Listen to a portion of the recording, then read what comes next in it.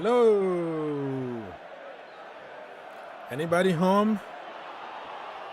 People, we are in trouble. We are seriously in trouble here, okay?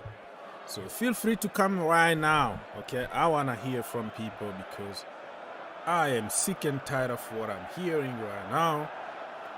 That's why I decided just to come here and talk to you people. I need some help. There is a bomb. Something bad is happening at Chelsea Football Club.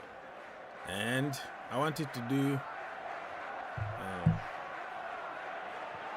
a watch along here and all the good stuff, but now we need to talk, okay? I need some help from people. Anybody that want to come here and talk to me, feel free to do so. I'm fixing stuff very quickly.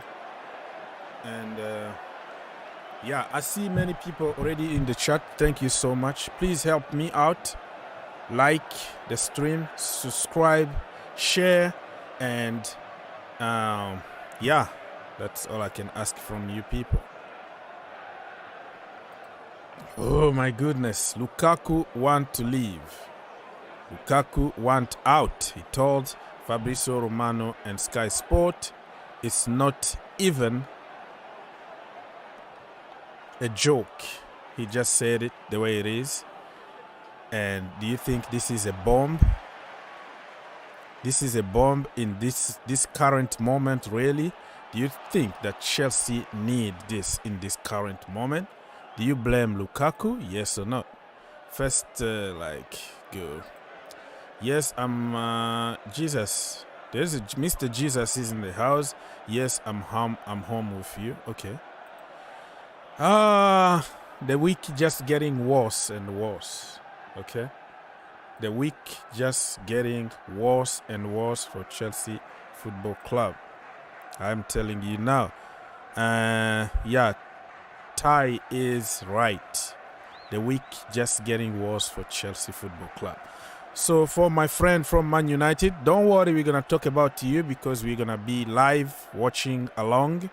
So still like an hour, more than an hour and 15 minutes until the game starts, your game starts. But we have some breaking news, very important for the Chelsea community and for the football world, really. I don't know what is happening with my club right now. I don't know what is going on here. I can't believe it, Mohamed said. I'm shocked. I don't even know how to respond, you know. Just came back, wanted to take a nap quickly before the United game, and then I got a notification on my phone. I have to turn off all this crappy notification because so much going on right now. I don't know. Okay, was about time. I guess we are done. Yeah, we are doomed.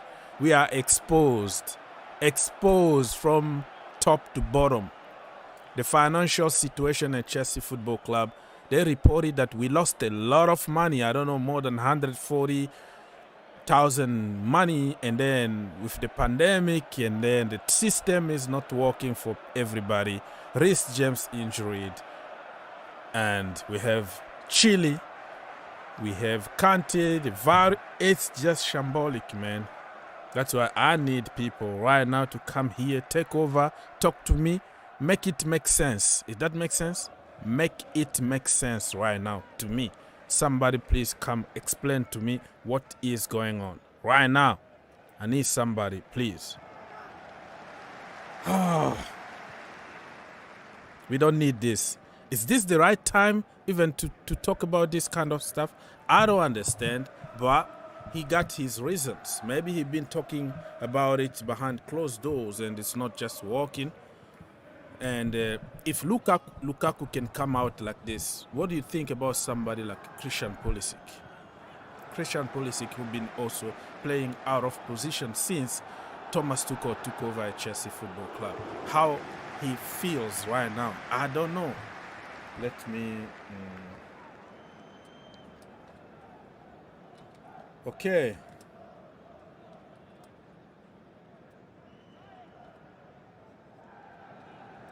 I don't know, people. My people, I don't know what to say. I wanna just give people the voice. Oh. People. Oh my goodness me. Anybody please try to make it make sense.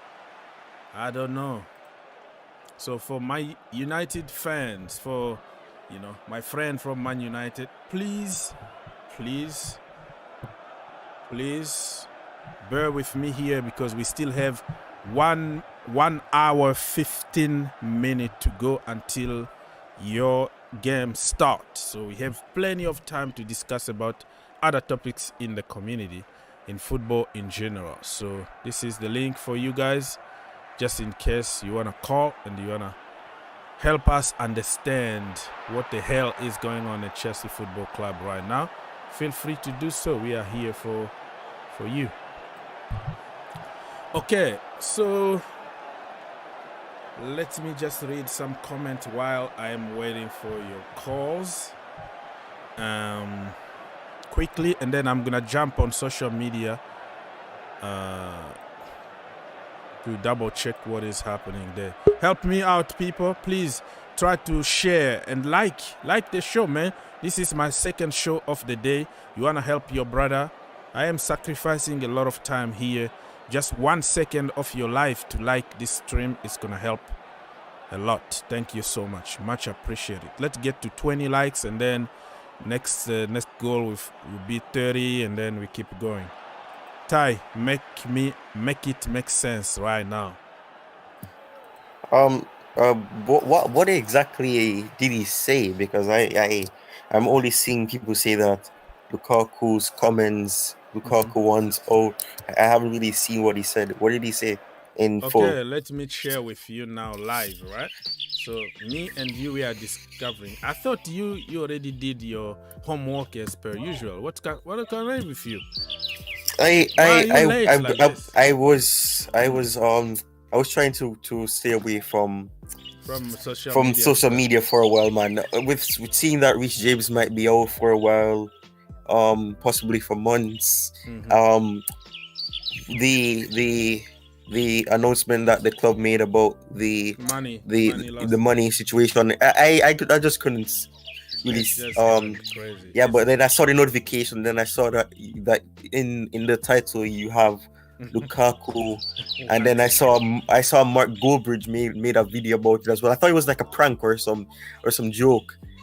Oh, but really? I didn't but then I realized that you put it up, and then after that I saw Yannick from Football Turkey did one, and then I saw Younes, and then I'm seeing other channels doing it now.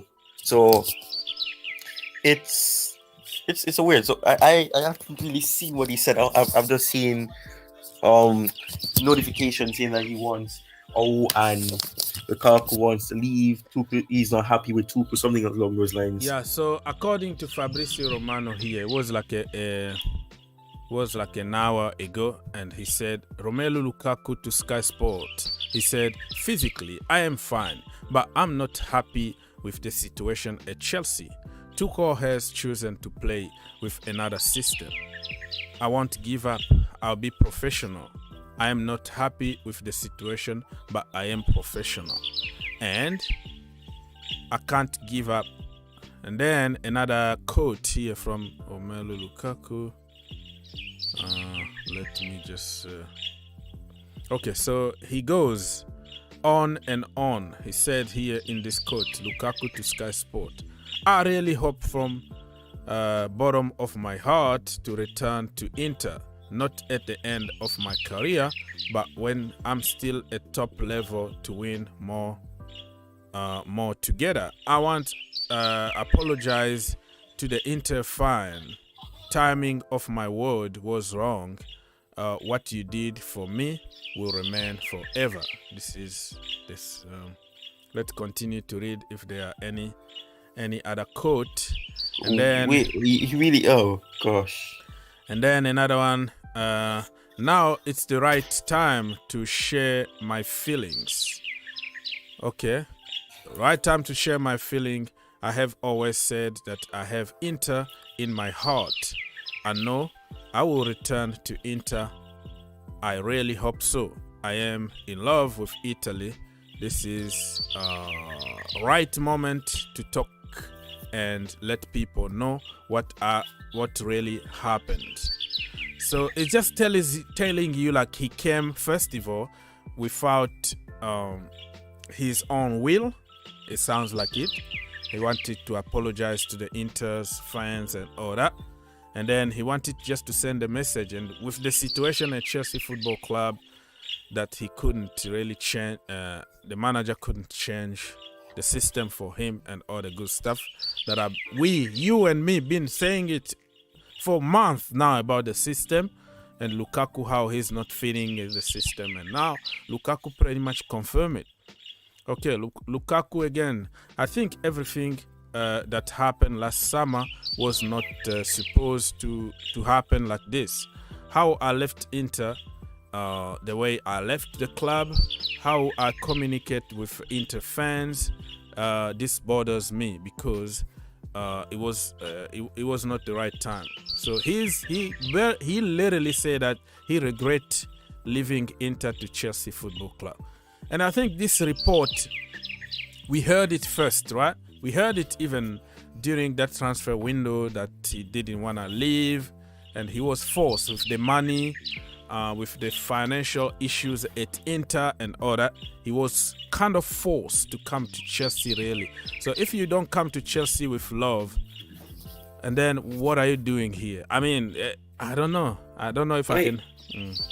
Yeah, I don't know. He seemed like he's contradicting himself. Yeah. Because earlier on, when he came, he said that he loves Chelsea. In his exclusive interview, he said it. So for him to be saying that, no, I mean, the way I've seen it, I've always thought that Lukaku was never a Tuchel signing. I just think because obviously he wanted Haaland. That is true. And the board just decided to get him because they couldn't get Haaland, because we basically signed him in August and we were rumored with Haaland since June and July. So obviously it's clear that he wasn't possibly a Tuchel signing. So. Yeah. So it's very disappointing that he has said this, and this really puts Thomas Tuchel in a very tough position, because he said earlier that Lukaku is easier to manage than a Neymar and an Mbappe. So now it looks like it's. And this is why I always tell people not to listen to the PR stuff. Even during his presentation at Stamford Bridge, remember what he said? I have unfinished business here. Nice to see you back. I'm back home. I'm very happy and all that. So just don't follow what people said, man. They might just talking nonsense. It's PR. They want to make you feel good, and that it doesn't mean anything. Oh my goodness! What Thomas Tuchel press conference tomorrow is gonna look like? They're gonna, journalists are. They're gonna keep saying, what are your thoughts on Lukaku's statements that he's gonna say, I hope he says like no comment.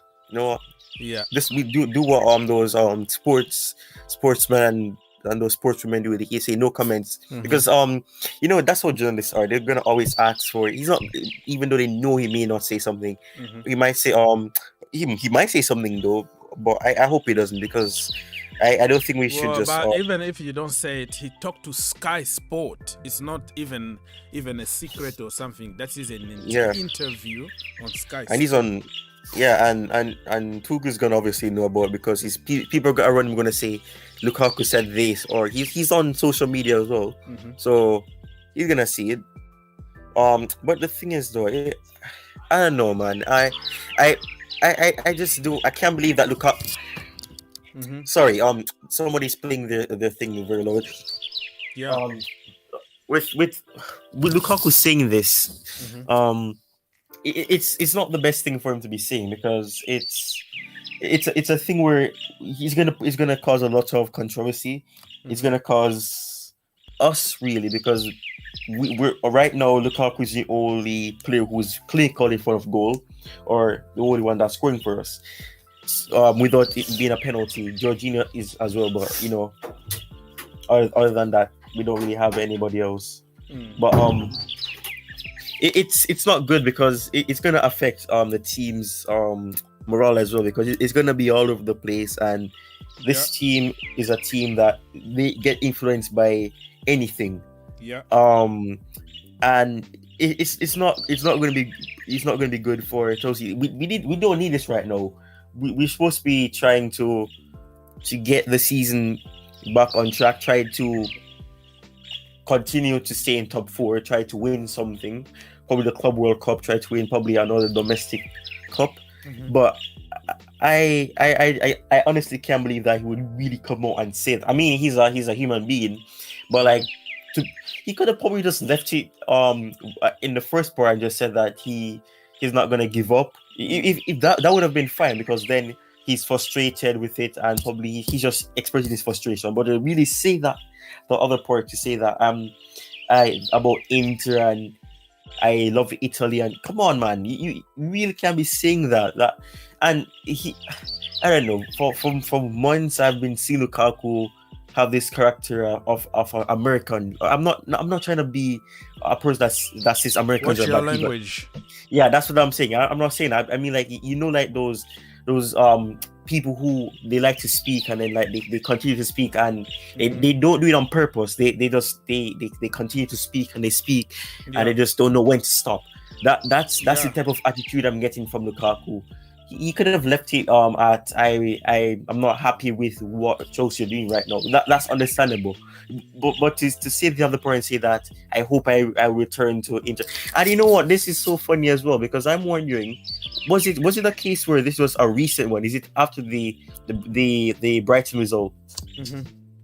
Okay, so I was wondering because his agent kept coming out and saying that. I don't even know when the interview was conducted. I'm not gonna say anything. Yeah. Probably a little. I don't know. Just to make it clear. Because it's because if that's the case, I can remember that his agent was saying that in the future Lukaku is going to be returning to Italy, but he says not at this moment. It's time for Chelsea to enjoy Lukaku. So I'm not sure. That's why I asked, because if it's a case where it's a long time on and it's coming out now and it's been translated, if it's a case where it's the Sky Sports Italia type of thing, then it's probably that. But if it's a case where it's directly after the Brighton game, then I don't know, because it would make sense for his reaction at full time, even though his reaction at full time is probably saying, oh damn, we couldn't enjoy this game or something like that. But if it's a case where it's probably that he was thinking about, he's angry. And I mean, I echo a sense where Tuchel doesn't really play to his strength, but at the same time, you can't come out and say what he did just like that. You have to be professional. He contradicted himself in a lot of things. He contradicted himself based on what he said every time, and what he said against Aston Villa. He contradicted himself there as well, because he said that he spoke to the coach about him and he feels better now, he's playing better. So for him to come out and say that that Tuchel isn't playing, the system that he's playing doesn't suit him and things like that, it's not good, because it's not, you're just giving the media something to speak about. And you know what the media are, they're gonna stretch things out. They're gonna say that I'm gonna be surprised if you hear that Thomas Tuchel has come out and allowed Lukaku to leave. I wouldn't be surprised if you hear that. Yeah, somebody in the comment is saying like, bro, this is gonna get Thomas Tuchel's a sacking. I don't want that at all. So what do you think is gonna happen here? Because we are already in big trouble. Do we really need this in this moment? Do you think? No, we don't. We don't. The results I've been looking at, and knowing the history of Chelsea and the managers, or some of the managers, the form that we're in can cause Tuchel his job. I don't want to see him lose his job, because I think that Tuchel is a good enough manager to build something to bring us to the level that we need, but it's going to take time. But if it's a case where we're going to be having these results, having players come out and express their frustration like this, it's going to affect team morale. It's going to affect performances, because you don't know, certain players may take this to say Lukaku is playing against us, or probably that's not the right word to use, and they might not play well with him because they might say that I don't want this. So it's gonna affect us. Yeah, and we don't really have another striker. Let me say hi to another brother in the house because I know he's coming here to tell me that I told you so. I didn't want to look out. He's coming to punch me in the face here. Collins, go ahead.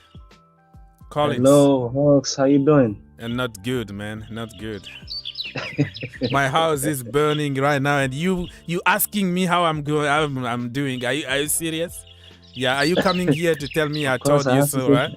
I told you so about Lukaku. That's what you coming here to tell me. No. No, I never said so. Okay. At first, when the issue of Lukaku was brought up, I said in case if Haaland does not work out. At the initial stage, we all wanted Haaland. But since Dortmund was not willing, so we felt like, okay, Lukaku is also a good striker. He had a wonderful season with Inter last season. So going for Lukaku is not a bad idea. But from what I'm hearing tonight, sincerely speaking, I'm not happy. Because if at all you are not okay with the system of the manager, there's nothing you can do. He's the gaffer. So he tells you what to do and you have to do it. Because if a player of Lukaku is talking this way, is to someone like me, talking from a player perspective as well, I see him as a lazy man because every manager have their different game plan. So you will have to adapt. So but we're not playing him in his strength. But you have to be also honest. In the last couple of games, he played the way he likes to play. So I don't know why and where the problem is for him to come out and start saying what he said. I don't know why. Because you know what he said, right? Did you hear that? Did you hear what he just said? Actually, I didn't watch the interview, but I'm trying to read from the topic. Yeah, he said basically accusing Thomas Tuchel for not playing him in, not using his strength and then missing Italy and all the good stuff. Physically, I am fine, but I'm not happy with the situation at Chelsea. Tuchel has chosen to play with another system. I won't give up. I will be professional. That means I would just be professional even though I don't want to be here. Read between the lines like, I'm here. I'll be professional, do my job, but my heart is not here anymore.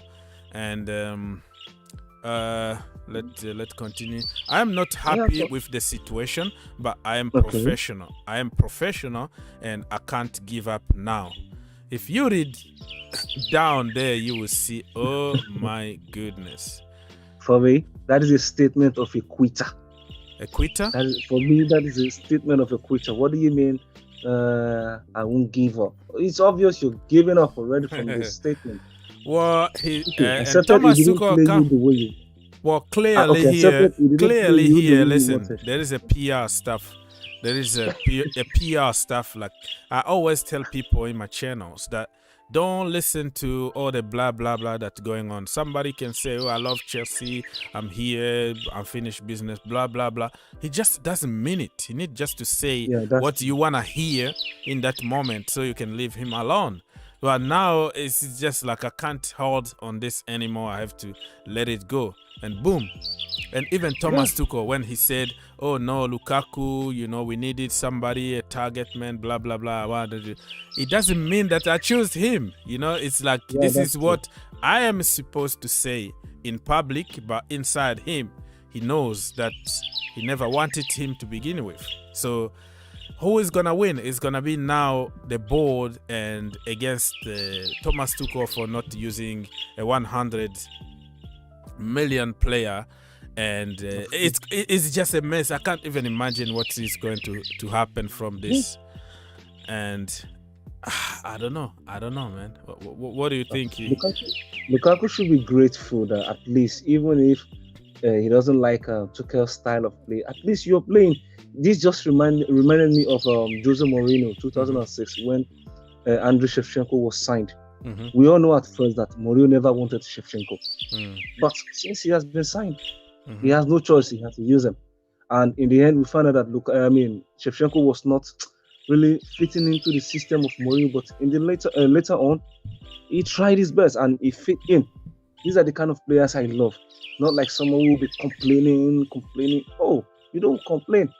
Every managers have their own game plan. Okay, look at under Conte. But the problem, I completely understand that. But why the board is just making the same mistakes of getting their own players and then imposing those players to the manager? Because you know, at some point, the manager is gonna just send a message to you by not using that player, just to send a message that I didn't want him to begin with. That's why we are continuing with the same system so far. So I don't understand what the hell is going on. DJ, you are in the house. Try really to explain to me what's going on. What the hell is going on with my club? First of all, big up to you, big up to Collins as well, and everyone in the comment section. How you guys all? Apart from, I know you guys are. We just hang. I know what it is. Yeah, listen, I think all this whole I don't know what to believe. I really don't know if it's all misquotes. If unless we hear, I want to see it properly. I want to hear the actual interview properly, because I know Fabrizio Romano released this tweet. But from what I'm hearing, it looks like this conversation went on about 3 weeks ago. This kind of interview went on, and we don't know if the quotes are correct, if they're being misquoted. Unless Lukaku himself comes out to get a chance to address this himself, I don't know. But if he has gone out and done this, I have to say I would be very disappointed in him if he was to go and do that. Not only is he throwing his manager under the bus, he's throwing the football club under the bus, he's throwing his teammates under the bus. At a time when we don't need this now. We're going through such a tough time with injuries, the way things are going on in the football club at the moment, and the last thing you need is a player of this guy's experience. Now he's no longer young kid that signed for us all those years ago. He's now 28 years old. Out of all these players, should know better. He's probably one of our senior players in that dressing room. Exactly. I expect better from him. I really do. And if he thinks he's going to get if he thinks by him coming out with these comments, he's going to get a lot of the players alongside him, his playmates, also his colleagues, are going to go around saying, "Oh, well done for saying them comments, Lukaku." I've got a funny feeling it's not going to be as they think it is, because as much as we know these contract situations are with Rudiger, Christensen and people like that, they all respect and love Thomas Tuchel. It's just the football club is not giving them the contracts that they want. It's nothing to do with the manager. Yeah. So if Lukaku thinks by him going and doing what he's... Yeah, DJ, we can't hear you. You're breaking. Gone and done, he's going to cause part to do that. Big mistake. Yeah, we just missed a little bit of what you said previously, because you were breaking. Yeah, my thing went on me. Sorry about that, bro. Yeah, what I was saying is if he thinks he's gone and caused some big thing now in the dressing room, we always know now. He's got another thing coming now. Because I like to think this time round, the board will actually. Because usually, what always tends to happen when the situation happens with the manager and certain players not being happy, the manager always is the one that gets the sack. He's always the one that gets kicked out the door. I just really hope this time round the board look at the situation, seeing what Thomas Tuchel has achieved with this team when he came in. Okay, and if you're going to get rid of him over one player making a comment, and we're talking about £100 million player here, then something needs to be looked at. They need to either speak to Lukaku, drop him for a few games, have some kind of a on it out. But like I said, I'm not going to go say anything on it now until I read the proper thing, because I know there's a few things going on about it a couple of weeks ago. So until I know the truth about it, or I'm not going to knock on Lukaku either. So let's see where it all goes with it all. Yeah, I think the club are gonna try to manage the situation, but this kind of things, even if you come out and say the opposite, people are just gonna, believe on what they heard previously. So it's gonna be very, very tough here. Collins, you wanted to say something? Let me read this. Somebody said, Phantom of Many Topics said that sell him to Tottenham and get Harry Kane. Straight swap. Good shout. Good shout. It's not going to happen. I don't see Lukaku really go to Tottenham. I think if it need to go anyways, it need to go back to Italy. Yeah, go on if you want to say something. And San Diego said, all right. Thomas Tuchel protecting players who won't protect him when he need it the most is just not talked about enough. Well, I don't know. Yeah, I don't know about that, but yeah. Go on, Collins. All right. Well, I agree with what you said earlier before DJ arrived. That this attitude of the management buying their own player, not what the manager wants. I think that attitude needs to be stopped, because if you check it now, I don't think Tuchel has really signed a player of his own. Yeah, He's the manager. This is clear that if this is the board signings. I heard about it a little bit. I doubt it. You know, I didn't believe that it's still happening. I know that we always do the thing. They're gonna sign Ross Barkley. They're gonna sign Drinkwater, and then Antonio Conte will ask somebody else. I know that it was happening in the past, but I didn't believe that we're gonna continue doing the same thing even with Thomas Tuchel in charge. But it's clear. It's telling us what is happening behind closed doors. Yeah, Collins. Good. Yeah. So I think this attitude needs to be stopped. And if I was to be in Tuchel's shoe, I think I will have to do what Mourinho did in his second tenure. He said, this time around, if I'm signing for you, any players I want, I want it. Don't decide for me. I think that was why he excelled on his second spell. You know, he wanted Diego Costa, he wanted Fabregas, and look at what they did. They performed wonderfully well. I think Tuchel needs to also come up with that idea, because back then I can't really blame him. He just lost the job on Christmas Day at PSG. You offer me 18 months. Let me just go try my luck. And he won the Champions League and all that. He didn't really have time to fight on who is coming in and who is coming out. He just saw the squad and was like, yeah, it's pretty good squad. I can do something with it. And then he did. So I don't think really he had that time to impose anything, because a Chelsea Football Club is different. Back then, Mourinho used to be the manager. Now it's head coach. You can have something to say, but the final decision is going to be made by the board. Back in the day, Mourinho decided that Lukaku, De Bruyne, or Salah to be sold. You don't discuss anything. It's him. He's the boss. He makes decisions. Who is coming? Who is going? So, did you guys debunk it? What do you say? Did you guys debunk it? What? The Lukaku situation. Keep going, man. We just you just say whatever you want if you have some more news. No, I'm asking if you debunked it. Did you guys reaffirm though that it's 3 weeks ago? Yes, I did say that it was 3 weeks ago. Yeah, that's what I'm talking about. So the timing, the time they revealed it is right after the Brighton game. So Brighton game, So I don't know where we go from here, and what are we gonna do here, DJ? What are we supposed to do? It's a strange scenario, because how I'm looking at this situation, and I'm not trying to put one to I'm trying to add trying to come up with a thing. I'm trying to put two and two together here, but it's just a strange scenario. On the day like yesterday, when John Terry was revealed as a young coach, he's going to be going and managing the youth players, right? Then this situation with Thomas Tuchel comes out. It makes you wonder. It just makes you wonder: are they already starting to think, "Oh, John Terry will automatically be the one to walk into that job once Thomas Tuchel's gone"? I understand. This is just me thinking about this. I'm only thinking. I'm not 100% that's going to happen, because if that is what Chelsea are trying to do, then this is the biggest mistake they're going to make. Yeah, I don't want to see Terry, to be honest with you. Yeah, I don't think they should do that. Now you'll be going from it would be just what do you call it? It would be a Frank Lampard, but having a bit more experience under other managers before coming into the job. Well, being an assistant manager. And also playing for the football club when he was coming through the youth, coming through the ranks, Chelsea through and through, blue blood through and through. Yeah. That's the other thing as well. But look, it'll be a big mistake. It'll be a big mistake if that is what they're thinking of doing, because I tell you what, you can't. Right, it is. If they go and do that, I mean, and the other thing I'll also say is, if you get rid of Thomas Tuchel, what manager out there is going to come that is good? People will talk. I'm hearing a lot of people talking about the Ajax manager. Yeah, right? Always, man, always. Yeah.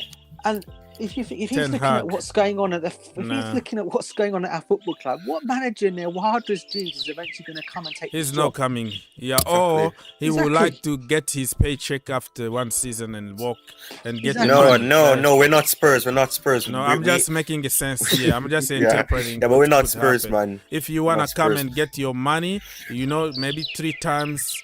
From there, and then you can go buy an island somewhere and retire.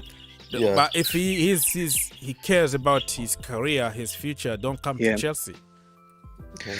See, the only good news about this situation, guys, is there's no John Terry, there's no Frank Lampard in the dressing rooms now. Mm-hmm. So when people talk about big player personalities, the ones that actually are big player personalities in that dressing room are actually ones that are all for Tuchel, and that is the likes of Rudiger, who's going to be on his way out of the football club. He likes playing under Tuchel. Then you got Christensen, another one, right? Mm-hmm. So people talk about the big personalities over the years that have sacked managers in the changing room. That's the one thing he's got against him. Maybe Aspie, I'm not sure. I know apparently a couple of weeks ago, him and Aspie apparently had a fallout. But I don't think Aspie, as much as Aspie is big and he's a leader, he's a captain in that team, I don't think he's as big as a John Terry or a Frank Lampard to say, he's got that much authority in the changing room, if you get what I'm trying to say. A lot of the people that are senior above that. I mean, you got like I said, you got obviously got Thiago Silva there. People turn around and say, he can't. He's another one who's a senior, regardless of how old he. I don't think he wants Thomas Tuchel out. So that's the one thing going for Tuchel on this one. So this is why I don't think Thomas Tuchel will go. This time it could be Lukaku that may be looked at in this situation, but I don't think he'll sell him.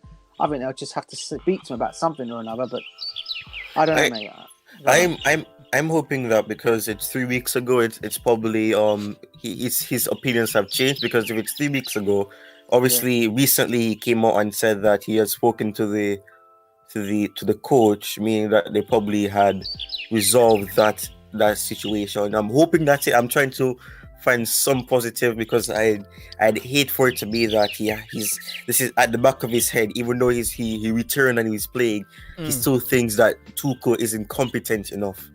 I'd hate to think that. So I just want to hope that because it's 3 weeks ago, maybe his opinions have changed now, because we're finding him better. There's more fluidity with him in the team. I'm hoping that's it. I quite agree with you guys, because taking Tuchel out of the team is totally wrong. Well, for now, if Lukaku will now be the bad eggs there, then we should let him go. Because I'm even beginning to dislike the comments coming from him. Who's gonna pay him? Who's gonna pay the salary? I mean, we got. We just got him. We just got him. The money that we give him is almost the double that he was getting at Inter. So do you really think that Inter are gonna get him? Unless if he decide, you know what, just like Willian, right? I have enough. I'm gonna leave the money on the table. Let's just me take a nail and then move somewhere else. It need to be something like that, but I don't see us. No, he's not like that. He can't be that. Come on, I'm hoping it isn't though. Right now Lukaku is the only clinical attacker that we have. Who can really cause an issue for defenders. Right now, the only other striker or kind of striker we have is Werner. And obviously Werner isn't gonna do what Lukaku does. He can't. He's not physical enough. He's not tall enough to do it. So obviously now we are paying our own sins here. Okay, when you sabotage somebody like Tammy Abraham because you want this and that, you don't trust your own, and you want to spend money, and it's a whole mess, man. It's not only about one thing. It's just getting worse and worse. Okay, Mr. Phil, are you coming here to tell me I told you so? Yes, sir. How you doing today? Not good. I said it. I said it, yeah. I said it from the get-go. Lukaku is not for Chelsea. Okay.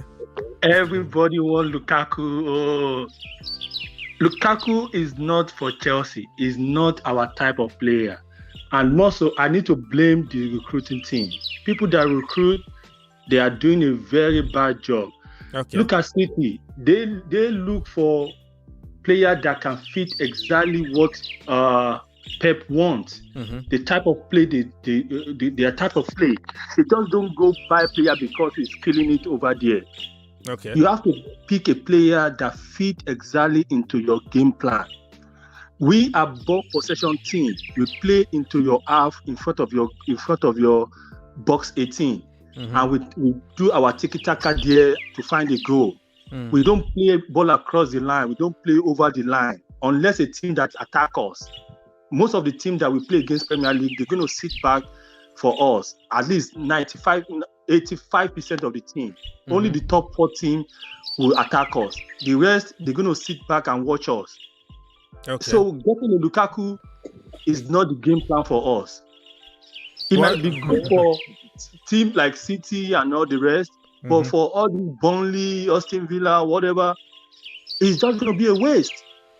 So what is the solution now? We have him, okay? What we do now? So the solution is, like you said, it's either we cut our loss. If he want to go, it's not business-like. If he want to go, then there's no way you can keep him there. And in most cases, the people that will always get the brunt part of it is the manager. The manager will be sacked, and they will get somebody else that can play with his pattern of play, and that is drawing us backward. Yeah, that is drawing us backward. We have to stabilize. We have to stabilize the manager and how we play. Then from there, we know what type of player do we need. What type of player are we going to install? Yeah. Okay. It's a shame. Anybody, if you want to jump and talk, this is for the people. I'm done talking. Well, for me, I agree with what he said, but I still don't believe that. Okay, Lukaku is not the player for us. He's just that he want to become. He want to talk. You understand? He said earlier that he was killing it in the Serie. Yeah, you can't just say, oh, you want a player that will. At least you need to compare what this player has done before. For me, I still don't see it as a mistake. Though at first it was Haaland we wanted, but okay, we've gone for Lukaku. He did wonderfully well in the previous season. So I think what we need to do is he has to listen to the gaffer. But if he doesn't want, if he still wants everything to be in his own way, then we cannot have two captains in the ship. Excuse me. Can I quickly get a point that you are making? You said that we have to look at what he did in the other club. Which other club are you referring to? Inter Milan. Thank you. Inter Milan. We are talking about Premier League now. West the Italian League is not Premier West League. Brom.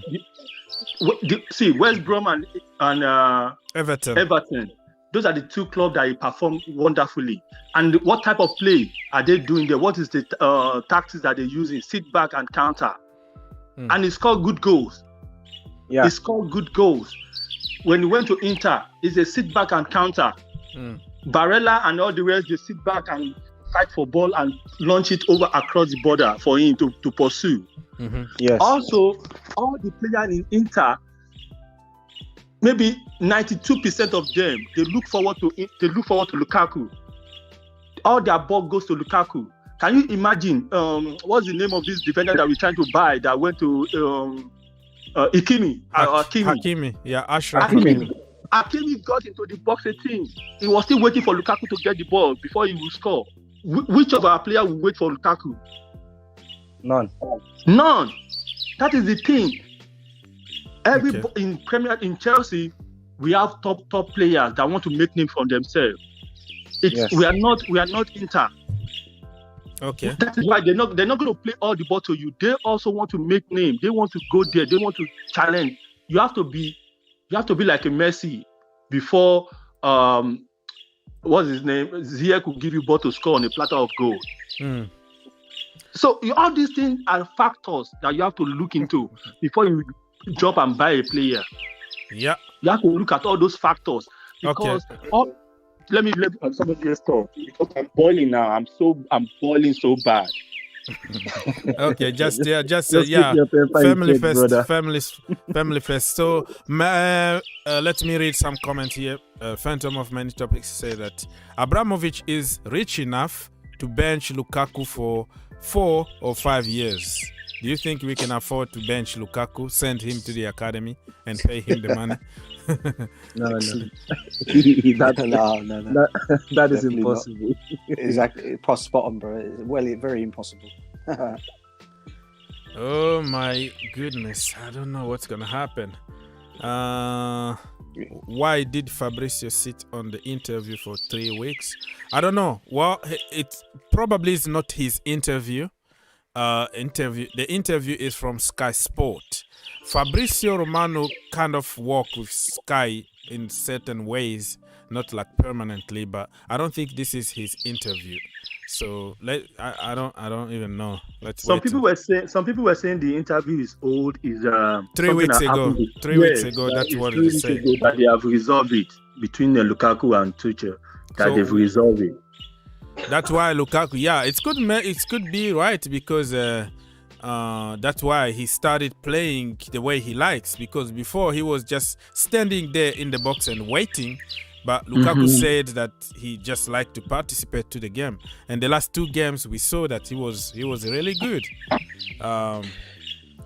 Movement, he was making right movement. So yeah, go on. And again, we have to sacrifice some part of our play to suit him. Yeah, we don't have to move the ball. You see, let me tell you one thing. You see, when we get the ball from the defense, I don't know whether you guys watch the way we play. When we get the ball from the defense, when you attack us, we don't launch the ball. They keep the ball. They wait for each other to move to the half of the opponent before they start doing all this their movement. They will be moving the ball one by one till we push them into their box, and then we start attacking them. The reason being is that we don't want to concede the goal. We want to keep the ball to ourselves until we find a place to score them. But if you look at City, I always like to compare City. When City get the ball from opponent in their own half, they look who is up front, Foden, Ryan Sterling, or whoever that is up front. They launch the ball to you. You keep the ball. Everybody join you up front. But we don't play like that at Chelsea. We everybody have to move accordingly into the opposition half before we start our play. Okay, so we are blaming Lukaku here. Everybody is all over the place. What about the manager not having a plan B? I'm reading some comment here from Lusala who said that, what about the plan B? Why stuck on one plan instead for, okay, you got me what I didn't want, but let's just twist the system, put some players in their natural position. Look at even Christian Pulisic. You can say whatever you want, but that guy is not he's not a wing back or something. So why can't hey brother, that is an excuse. That is a failure excuse. It's all failure excuses. City, Pep Guardiola put players where they don't play. Do you know how many times Foden play up front, as short as he is? Do you know how many times they tweak their team, player go to where they don't play before, and they still play? Look at the way they shoot their ball. They have strong legs. But depend on the player, though. Not everybody is gonna adapt to the Pep Guardiola. First of all, you said it earlier on that Pep Guardiola got the players that he wants, so he knows already about the behavior of the player. He knows already how to use that player in different positions. Not every single player is versatile and supposed to be changing positions all the time. Guardiola got exactly what he wants, and Tuchel just been imposed certain players to work with, and when he tried them in different positions, it's not working. So yeah, go on. Yeah, anybody that wanna jump and say something, you can jump. Ty, go on. I missed the portion. I missed part of what you guys were speaking about. But if it's a case where you were talking about Pep got the players that he wants. I'm sure that we know that he wanted Harry Kane. He didn't get Harry Kane, so he opted to go with a false nine system instead of buying some strikers. So that means that he adapted to what he could not control. He wanted one, he didn't, and he decided to stick with the false nine system, meaning that he changed up his plans, because obviously he must have had a plan for Harry Kane. and he changed his plans to accommodate having no striker at all. So, I mean, I don't want to say that Tuchel should have done the same, but in a sense, he didn't get Haaland. The board decided to give him Lukaku. Try to find some way to accommodate him, because the way that we've been playing previously, before we started to see Lukaku being more involved, it was more of a similarity to how we were playing last season. The only exception is that we're conceding more goals and we lost personnel. So I kind of echo what most people are saying. Obviously, I'm sure most people are going to say that Lukaku was not their first choice. Haaland was probably their first choice. I was not expecting a Lukaku. I was expecting somebody probably cheaper. My first choice wasn't Haaland as well, because I kept saying that I don't want us to be spending big on players, because that's going to cause an issue in the future where players going to think that they can ask for anything, and the club will just give it to them and kiss up to them. But I mean, Lukaku, I can't agree with what I've been hearing, but obviously at the same time, everybody has their opinions. I try to respect everybody's opinions. I will say I disagree, but I won't try to change your opinion. I mean, this is one of the reasons why I'm not judging Lukaku, if you like, on anything at the moment until it's all true. Because I think I think sometimes what happens is a lot of things are misinterpreted, and as I keep saying, this interview was done 3 weeks ago, and I think people have got to see it first before they even judge Lukaku. That's one of the reasons why I'm holding fire on it, bro. Did you watch his interview after the Aston Villa game? He said the manager got his reasons. He said pretty much said exactly what Fabrizio Romano revealed today, but in other words, you have just like to read behind the lines. I have the interview here. I can't even pull it on the screen, but literally he said it like, okay, this is the way I want to play, but the manager has his reasons. That makes you think that, he's not happy about the situation. Maybe the situation might be right on maybe on some of that context might be correct. But what he's got to also remember, Lukaku, is the guy's been injured for so long. I mean, he's only just come back into the team. I think what people also got to realise is Chelsea scored 27 goals when he was out of the team. And people say we haven't got people that score goals. We scored 27 goals, correct me if I'm wrong, from 10 different goal scorers? Yeah, but when he was on the field and who wasn't scoring, he was standing there following instructions. That's why he was angry and said, I want to participate. And we changed a little bit the way we play, and we saw that he started scoring. So somehow you have to share, it's 50-50 here. I don't know. No, it's 50-50. And look, don't get me wrong here. He scored goals in the beginning when he first started. When he obviously came back to Chelsea, he was scoring goals. And it was in his first three matches. He got goals. Yeah. And then all of a sudden his goals started to dry up. Obviously the last 2 goals he got, I think we won. Was it 3-1? He got those 2 goals. Who was that team we beat 3-1? I can't remember now. Aston Villa. Yeah, we beat them 3-1. No. This was the beginning of the season. This was the beginning. No, it was 3-0. That was 3-0. They didn't score. 3-0. Yeah, 3-0. They didn't score. Yeah, there were the 2 goals he scored. Then he went on this little barren run, and he then scored again in the Champions League, didn't he, afterwards, after that. So, yeah, look, it's a bit of give and take with Lukaku. I'm not saying he's not shared goal scores, he has. But what I'm also saying at the same time, the reason I'm trying to be a little bit off Lukaku is, as I said, I know what the interview that was said 3 weeks ago and to what he said recently.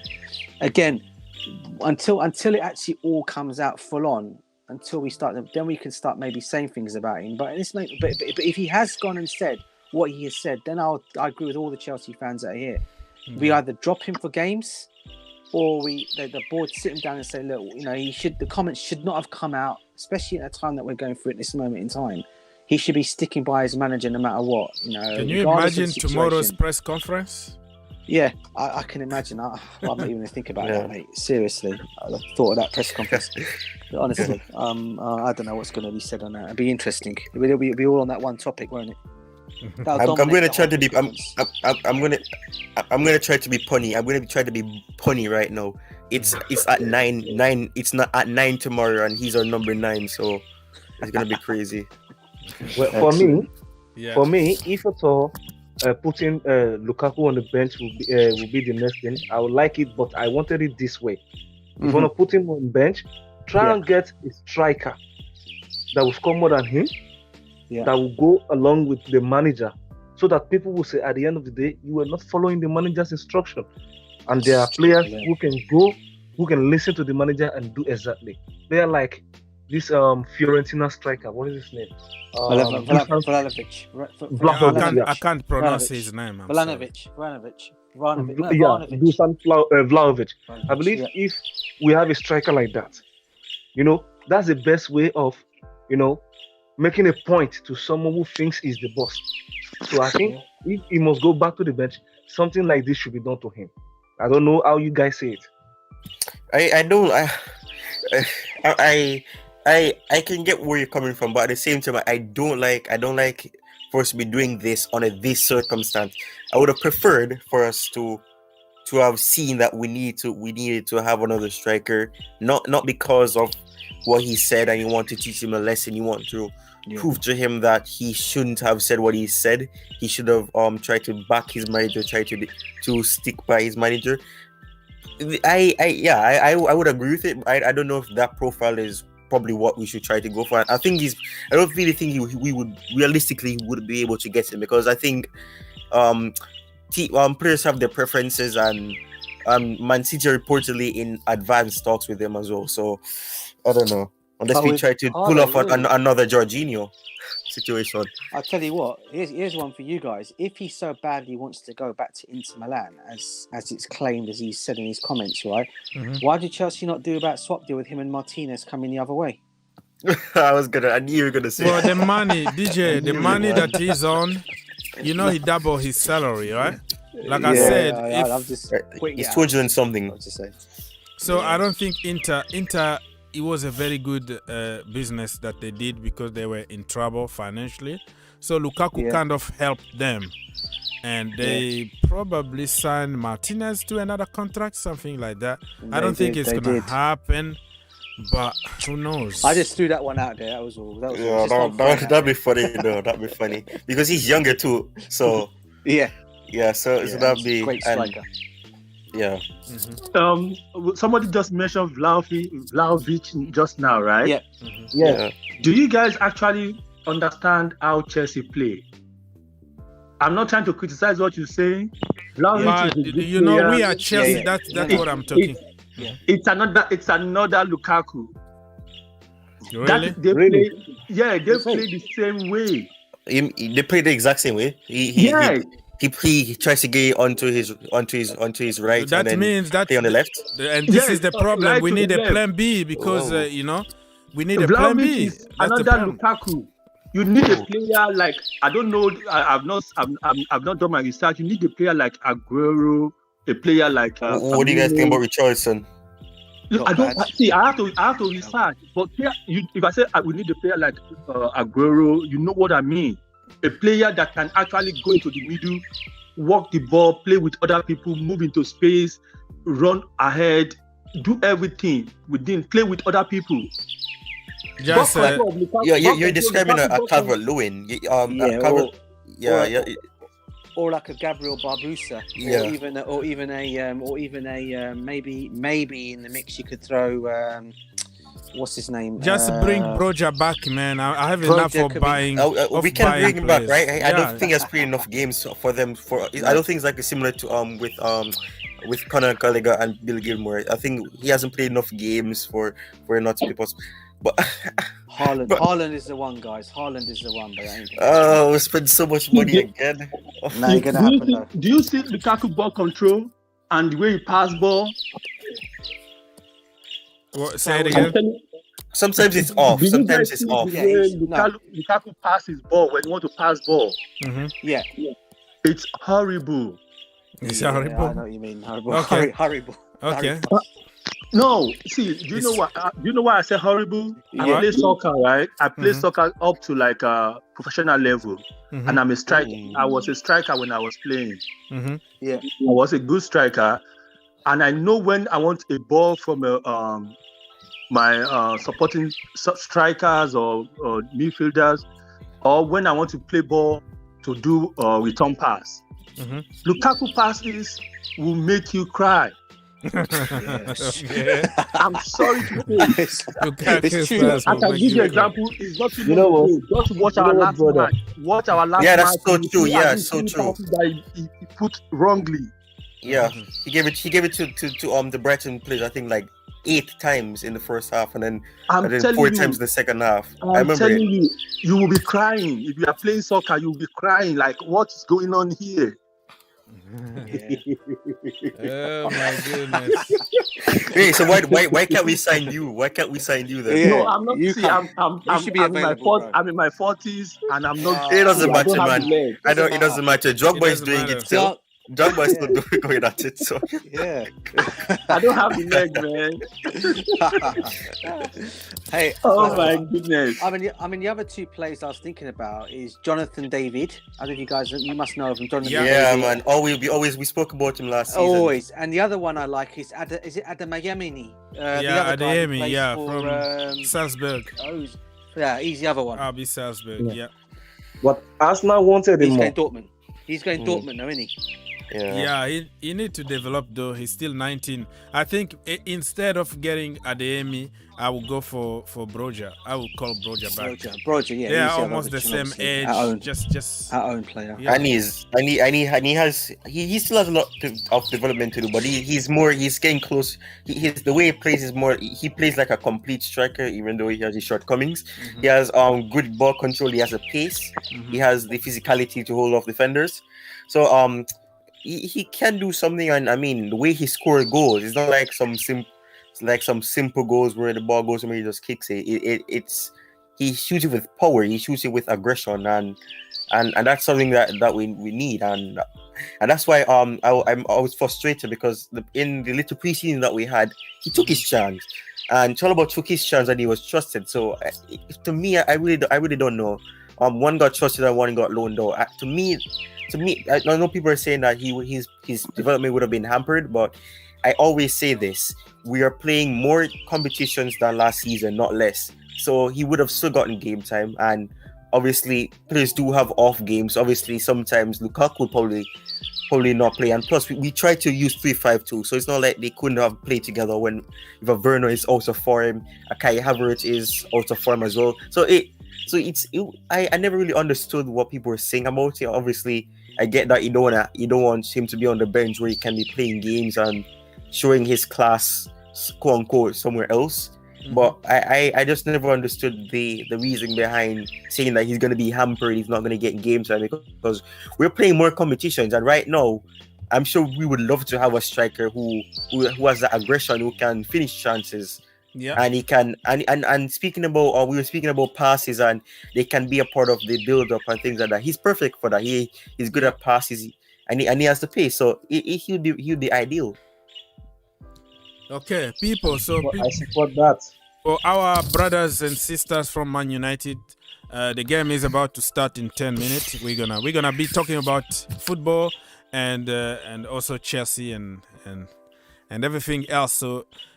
Everybody in the house, if you have something to do and you wanna go and come back, feel free, because we're gonna be here for 1+ more hours. So, can I bring something up? Can I bring a topic up? Sure. Yeah. Do you? I want to. This is only for Chelsea lovers, not player lovers. Okay. You know, we have two fans. We have two types of fans. There are some fans that they just like players. There are some fans that are just Chelsea fans. Yeah. Do you believe that there are some players that they are not quality enough to be in that Chelsea? And I can mention one, and I know a lot of people will disagree with me. Okay, say it. One, Ruben Loftus-Cheek is not supposed to be at Chelsea. Wow. Who? Ruben. I can say he's not good enough to be at Chelsea. How? Sorry, who was that, bro? This is not an agenda. Ruben Loftus-Cheek. It's not an agenda. Ruben is not good enough. Okay, how he's not good enough? Okay, do you know how many years this guy has been on our payroll and injuries? Not cutting it? He got injured from the Chelsea academy until now. He's suffering with injuries. The same time him and Callum got injured. Callum is back. He's killing it the way he can. No, I mean, this is up and down. He's up and this down. This club is not family business. If you are not good enough, if you are not cutting it, you need to move on to a place you can cut it. Sorry. If you're talking of Ruben Loftus-Cheek, then what will you now say about this guy, Ross Barkley? Yeah, I'm still coming on them. I'm still coming. It's a gradual process. Good shout, Collins. Very good shout. Not Chelsea. because Barkley to me is the only player in Chelsea that I think he doesn't want to be there. Like among players that I wanted out of Chelsea, either on loan or to be sold to another team, Barkley, because number one, he doesn't even have what there's the difference between you playing for an average team and a big team. Like I keep saying, even if it's just 2 Champions League that Chelsea has in their museum, the bottom line is Chelsea is not a small team. We don't need players like that. So for me, the only is your opinion, bro. That is your opinion. Ruben without injuries, he will be right there on top. But that is your. For me, I still like Ruben. For me, I still like Ruben being there. I agree with Ruben being okay. there. So if you think Ruben should be there, so why do you blame Jorginho? Because I'm trying to make a point here now. So why nobody is blaming Jorginho? Brother, nobody is blaming Jorginho. No, a lot of people were blaming Jorginho. That is a lot of people. About what? Blame him. Okay, they said Jorginho, like one of your guys that came, what's his name? MonstarCFC. Yeah. He cannot defend. Jorginho cannot defend. We have to face him out. We have to do this. If you can say that about Jorginho, what do you say about Ruben? Ruben off ball is raw garbage. Well, let's be objective here. This is my opinion. Ruben off ball is garbage. I can point about 3 goals that we could have solved when we were conceding goals. When they attack us, if you are a defensive midfielder, you're supposed to be facing the ball, not backing the ball. Okay. At every minute, you're supposed to be facing the ball. I saw Ruben on 2-3 occasions backing the ball instead of facing the ball, and they are putting the ball in our net. Sorry, brother. Did you watch Ruben Loftus-Cheek under Mauricio Sarri? See, we are not playing under Mauricio Sarri. We are playing under Tuchel. Yes, I do. Towards the end of the season. Towards the end of the season, him, right? Yes. You watched him. At least that season there was nothing like injury. Forget about the fact that he's injury prone. Yes, as a player, you must have 1 or 2 things as your shortcomings. But at least let's think of what this guy can do. What he can do? Do you know the position he was playing that time? He was playing as an attacking midfielder. That is, he was playing 10, I think, right? Yes, 10. 10. So that means his responsibility to defend is very minimal. Yes. Now they play you as double 6. You neglect your responsibility. That means you are not a big team player. You are a small club player. No. A situation whereby you have 2 midfielders who are both defensive and attacking. You as a 10, the list is okay. From the midfield, no, we're talking about 6 and come back. That was the work he was doing. So you don't just say because of this. Okay, look at this same Jorginho you're talking about. Look at him, Honda Tuchel. How many yellow cards has he had this season? Oh man, tell me. Yeah. So what is your solution? We have to get rid of many players according to you.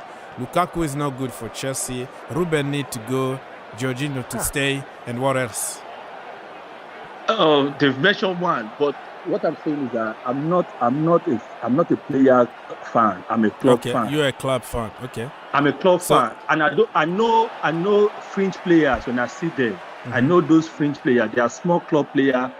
We are not looking for small club players. We are looking for big club players. not small club players. All right. Yeah, we respect your opinion, bro. Anyways, people, the game is about to start in 3 minutes. Players are on the field. Sir Alex Ferguson is there on the stand watching Ronaldo. And every time he's there, they always do bad. There we go. Another conspiracy theory here. Yeah, I'm just joking, man. I'm just joking. But it's true though. He was there for the Europa League final and they lost. Okay. He was there for the Oli game. I don't remember. I think they lost. I think that was when they lost to Liverpool. And now we're here. Do you know what? I don't understand. How is Van der Beek not even getting a chance in this United team? Yeah. Even I thought under Rangnick, he might actually give him a chance because he likes his younger players, right? I would have thought he'd have given this kid a chance in that midfield. Maybe something training. Maybe something I training. don't know, bro. He's a good player, mate. What I saw before he came to United, he was actually doing really well. Yeah, so he scored against us too.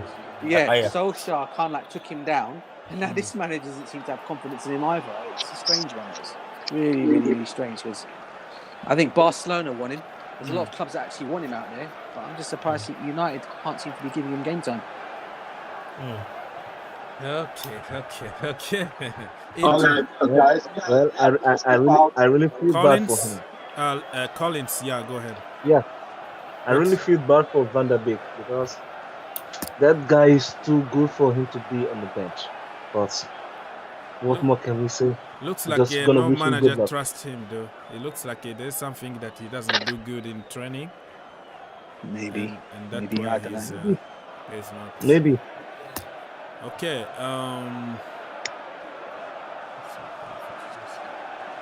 Okay, you gonna excuse me. I need to watch this now so I can analyze it. Okay. Yeah. All right. Yeah, I want to ask a question. There was something I saw yesterday about Ousmane Dembele coming to Chelsea. Is this real or just a catchphrase news? The reports are that that Chelsea spoke to his representatives because he's not willing to extend with them with Barcelona because they're not offering him what he wants. They're not offering the wages that he wants. He says the report is saying that he wants to stay, but they're not willing to offer what he's asking. So, which is why I personally think we should stay away from him if that's the case. And I mean, I also don't want anybody who has as well as a person that has been seen on video. It's not like it's made up being racist despite being black. You can be racist whether or not you're of a darker complexion. So at the same time, I don't want that type of player being amongst the players we employ. I don't think so. Goal. Okay, that's your opinion. Is there a goal already, guys? Goal? I saw goal come up on my thing. No, it can't be. Somebody please put your volume. It's not me, bro. It's not me, bro. What goal are you talking about in the game between Man United? Something. No, I don't know. Something just popped up on my face. It said goal. Came up on my Twitter thing. I don't know. Oh no, it's not a goal. It might be for someone else, maybe. They just started and it's only 50 seconds into the game. I was gonna say goal that quick. Wow. Yeah, man. Well, for me, I don't think we need a player of Ousmane Dembele in Chelsea. In fact, I really don't want him there. Plus, we don't want a player that is not disciplined. Yeah. Prone to injury player. No, I don't want him. No. See, for me, I think what we need to do, Collins, and I think it's blatantly obvious now. We now know. Obviously we know Ben Chilwell's had his operation. He's come out today on his Twitter stream. I don't know if you guys have seen it, or on his Instagram, and said that it went well. He went to get back into the team and play with his team. So he's not going to come back probably till next season. We got the news about Reece James is I'm hearing it's going to be 2 to 3 months that he's going to be out for. Yep, 2 to 3 months for Reece James. So it looks like we're looking at possibly bringing in a left wing back, a right wing back, and at least in January. This makes me angry. This makes me angry. This really makes me angry. It really makes me angry. I want you see when I'm not sure if you remember DJ, but I did a stream on Hakimi and let's talk about Hakimi and things like Yes, that. I remember. I accepted that Hakimi went to PSG. Fine. He's not the only right wing back out there. You have, I don't know if you want to trust what's his name? Sergio Dest. Yeah, you have him. You have a player like Adama Traore. You have players like Dumfries. Whether you have Dumfries, you have players like that. He's not the only player. And I mean, in a sense, it kind of worked out for Chelsea because Hakimi hasn't really been the greatest at PSG, but he's not the only person. And I really wanted us to sign a right wing back because we only have one player who's used to playing as a right wing back, and that's Reece James. Aspi was played as a right centre back under Conte. He had no previous experience there. Tuchel comes in, he used him there. And you can see that every time he played there, even when he got assists, that he was not used to it. And even when Frank Lampard used the 3-4-3 in Project Restart, he was playing as a right centre back, and Reece James was the right wing back. So using him, and he's what, 32? He's not he's not young. He's not the 23-year-old defender that we signed. So I mean, we needed somebody to replace. We lost Tino as well. So even if the club had the intention of trying to trust him, we had enough time to find someone because Adama Traore would have. He's versatile. He can play as a winger, I think, as well. So he would have probably benefited our attackers as well, and probably give us that people more. People were going to say like Adama doesn't have end product. There is always from it doesn't us matter. fans. There's always something. Pulisic is criticized for being played out of position since Thomas Tuchel took over. It's his problem now for playing out of position and not scoring. It's Callum Hudson-Odoi fault for playing out of position. It's always something that our fans are going to find. I don't know, man. And what does it go back to, guys? It goes back to the same old scenario, doesn't it? The board. Yeah, and look, I'm not going to knock Marina Granovkaia. Her business of selling players, brilliant, second to none. But when it comes to actually buying players in, she just brings in players that a coach may not want. Now, it goes back to the same old scenario with this whole Lukaku thing. As much as most Chelsea fans out there would, I bet you if you ask any Chelsea fan out there, you did a poll on every Chelsea fan and ask them, they're going to turn around and say to you their first sign they wanted was Erling Haaland, yeah? That was the number one choice for most Chelsea fans, right? Yeah. It couldn't happen, so they used Lukaku as the number two. Again, even when I said the same thing. To be fair, I wanted Haaland as my first choice. Lukaku was always my second choice. I'm not going to deny that. Yeah. But I was also then looking around and thinking, what other strikers can we bring in? And that Tuchel will want to play with, and the kind of what happened? What happened? Ronaldo just missed that. Oh my lord! Ronaldo, for real? Yes, Ronaldo just hit it into the moon, man, and into the fans. Is he playing for the manager? I wonder. Oh my lord, man! Well, he was going to be offside. By the way, he was offside. Yeah, but it doesn't. That's disgraceful still. Yeah, look at Ralph Ragnick's reaction. Thomas Tuchel-esque. Anyways, go back to what you're saying. My bad. Seriously. No, it's okay, bro. So I was just thinking again. I was thinking around what other strikers could fit that way how Tuchel plays. That's why I mentioned Martinez earlier on. I reckon someone like maybe someone like a Jonathan David would have been another one he probably could have done within that team. Obviously, we've mentioned Maureen Broha, another one.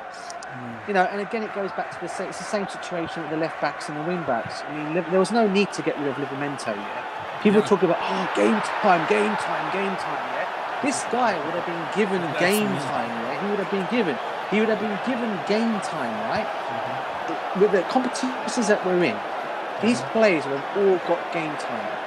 Okay, all it needed was the coach, the board just had to back what Tuchel probably wanted and said, look, I want these players. And I think he only let's be honest, he only wanted Zuma gone because he thought he was getting Koundé in. If he knew Koundé wasn't coming in, I can get you now. Both either Zuma, even Tomori. I think he had just got in there when Tomori was going to Milan. I think had he come in just on time before Tomori left for Milan, I reckon he would have kept Tomori at the football club. My honest opinion. right? Yeah. But it's about the board not backing him,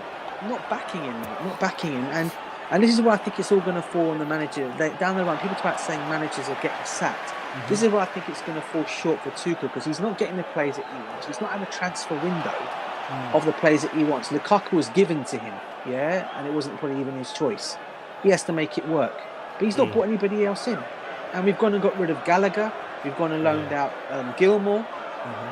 Livermento has obviously gone, as we've said it. You can't get them back now, and there's a buyback clause now for Livermento. Are we gonna now go in for that now?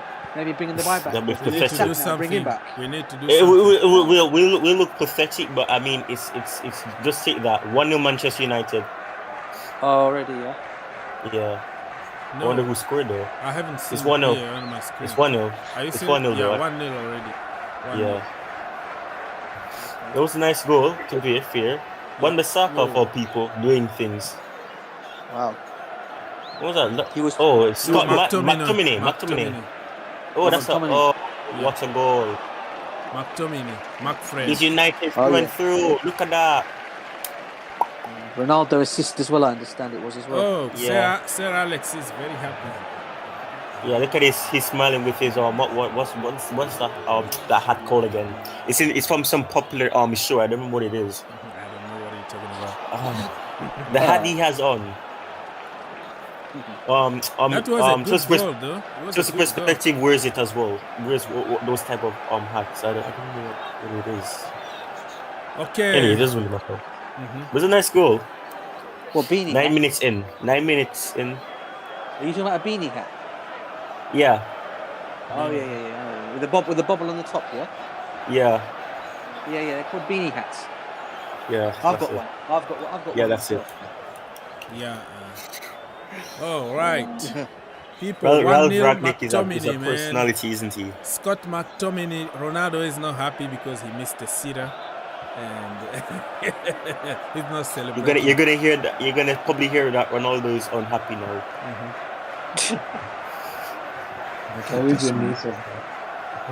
Okay, so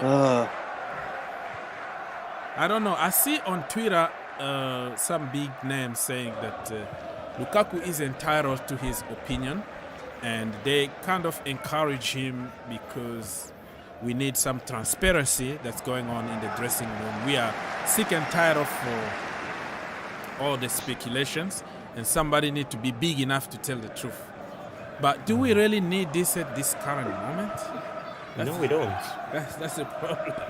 We don't, because we're in a I think Tuchel came out and said that how can we be in a title race when we're in this situation? So I mean, I think it's probably come to the time where I even though he wasn't really coming around and say, yeah, we're in a title race. He's always, whenever people mention about the title race, he's been like, we're winning games, we're doing good, and we want to build on this. He never really said that we're in the title race per se, but he's always been saying that how can we be in a title race when we're in this situation? So at this moment, I'm sure he's trying to focus on trying to get back the team to winning ways. We don't need this right now because fans are going to be divided. Some people might agree with him because obviously there are people in the fan base that want Tuchel out. So probably hearing that Lukaku has said this, they're going to say, oh, look at that. Even the player is saying that he's not competent enough. So you're going to have people who are going to agree with Lukaku. But at the same time, like DJ is saying, I don't want to fully judge Lukaku just yet. I want more details to really come out. The only thing I'm hearing is that it was 3 weeks ago. It was his uncle that said it, and then he wants to go back to Inter Milan at any point he can, and probably in January. That's what I'm seeing. I'm not sure how accurate it is. That is another breaking news, bro. Yeah. So I'm not sure, but CFC Daily. Can we like ask for the Premier League to give us a break, like a compassion leave or something, like we are still, like asking for. You know that we've played the most games of all the teams, right? Yeah, we've played what 9 games in December, and every other team have had 1 week off. Yeah. Everton, Newcastle, Liverpool. We barely have gotten any. We have to ask for something like that, like hey. Yeah, we probably have to bribe them. People were joking about Roman rigging the UCL draw. Probably that's what we have to do for the Premier League to ever get any compassion. The game against Liverpool just getting tougher and tougher. Can you imagine what they can do to us? We are shambolic. Yeah, man, and that's another thing too. This coming now is gonna affect morale, and we have Liverpool. We only have Alonso as the only wing back available. So Alon slow man. All I can think about is Salah or anybody they put on that right hand side for their team, just twisting and turning Alonso like a what's the right analogy to use, man? Twisting and turning him like a gig, man. He's like a gig. Gosh, man, it's honestly, man. Oh man, I mean, look, we already know Salah's gonna have a field day. Hopefully, Allah soon punishes him for celebrating Christmas, man. That's the only thing we have. Get people's comments. Seriously, so many tweets are coming out on my Twitter page. Oh, Fabrizio hates Chelsea. I don't know what people are coming out in comments like this one. All of a sudden, Fabrizio hates Chelsea now because he made that comment and he brought that Lukaku story. So there's now people are now tweeting around saying he hates Chelsea. That's why he did what he went and done. Where do people make up this rubbish from, man? Yeah, seriously. I think something is going to come out because it looks like some contradictory quotes are coming out. I don't know what to believe, but at least we know that dressing room is a little toxic. Regardless, right now it's not a good place to be. And I don't know. Well, for me, all right. So what do we do now? Because now one of us just broke the news that Reece will be out for like 2 or 3 months, while already we know Benchua is till next season. Give me 5 years contract. I will go there and run. They could give me a 12-year contract, man. I'm still young.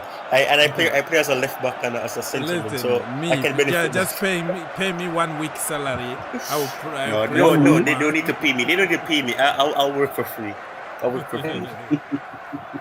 You're not getting any other deal better than that.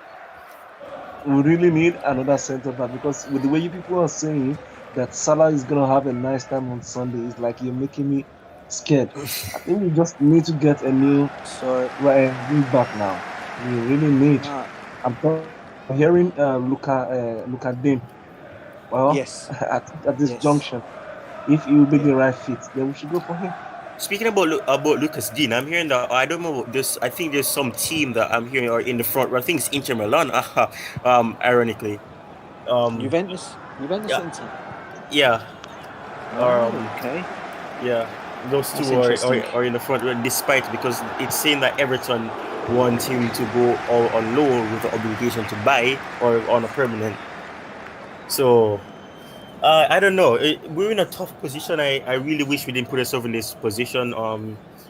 We should have done better in the summer. But obviously we're hearing that with the money that we've lost, I don't want to assume that it really caused us to not really able to spend as much as we wanted to. But I think we've got about from what I understood and from what I've read, you saw the reports, innit? I think you guys saw the whole report. It's not as bad. I thought it was going to be bad than what they were saying it is. It looks like we've done a lot. We've made quite a lot of profit as well. We've just done a few. I think there's going to probably be about 70 or 80 million to spend in the summer. But that only being the summer. I don't know what for January. I think January we're probably looking at loan deals. Loan deals possibly in January, and that's what Luka Dino was supposed to be. It was supposed to be a loan deal. But now, as you said, and I've read the same thing as you, bro. I've read that they want it to go as an option to buy him afterwards. And the other one I read about was Lucas Hernandez. But what I'm saying about Lucas Hernandez's situation is a tweet that it was a big thing on Inter Milan's Twitter page. They said that they're still trying to negotiate a new contract with him, and he's not for sale. And I think he's contracted until around about 2000. At the moment, his contract runs out with him either 2023 or 2024.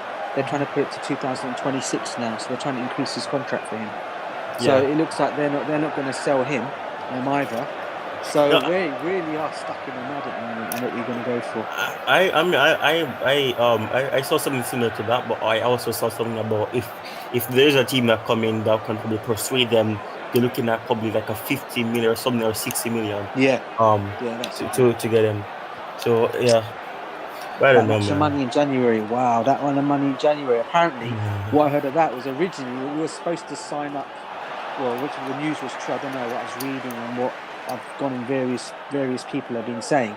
But apparently, we were supposed to be signing up Tchouaméni and Koundé and loaning them back to Sevilla and loaning them back to Monaco. We don't have anybody to loan them out anymore. Just bring them. We don't have anybody to play anyways. Yeah, that should change now. That should change for sure. Because I could have understood that because they have the same agent, so it would have been a case where we could negotiate for both of them, and it wouldn't be like we have to meet with two different agents. So yeah, but we need a Tchouaméni in right now because and a Koundé because we need the support, and I think he can play as a fullback. Even I don't think we're gonna just switch to a 4 like that. Yeah, that's true. And to make Orgs happy, we'll go for Declan Rice in the summer, bro. That is the right thing to do. That's the right thing to do for the club, future and present. For the club. It's true. It is what it is. Oh my goodness. So Collins was back to speak. Yeah, I said that we are here 19 minutes in my location and still 1-0. McTominay with the goal for United. Yeah, anybody want to jump and comment about something? You feel free to do so. The link is there somewhere on top.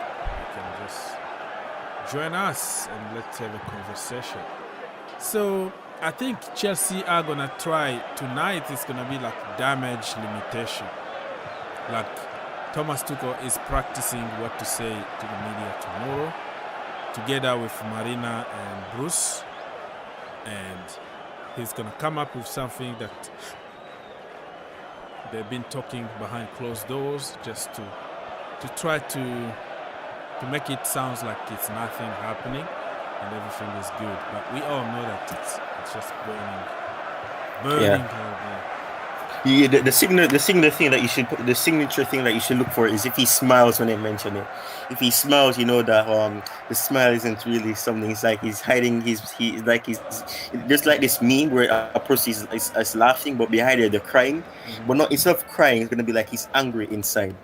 Yeah. Because you sometimes I wanted to be a journalist at one point, but I honestly don't understand why you have journalists that ask questions when they know that managers are not going to come out and give them the answer that they're looking for, unless they're trying to, and they continue to try to get a reaction out of them, and they know the manager is not going to give into it, and they always do it. But I know it's probably going to be the first question that's going to be asked when it's like, "Hey Thomas, we want to can I get your thoughts on about the interview that came out with Lukaku," and it's going to be like that. Yeah. I think what the club need to do personally, for once, do the right thing and back your manager. That's what they need to do. Don't keep on getting these players come in, give the player power as they always do, and then get your manager out. I think this club has got to realise, our football club has got to realise what Thomas Tuchel has done since he's come to this football club, where we were, and what he's taken us since he's come in. This has got to be taken into consideration. And as I said it already, the guy's not had a proper transfer window to bring in the players he wants. He's gone by a player that the club have always wanted to bring back to the football club, and they got him in. Whether Tuchel likes it or not, sorry, you're tough, but you have to stick with it. This is who we're bringing in. This is who we're bringing in. He must have obviously had to go along with it and say, okay, I'll have to try and make it work. But at the end of the day, we all know his first preference choice was Haaland.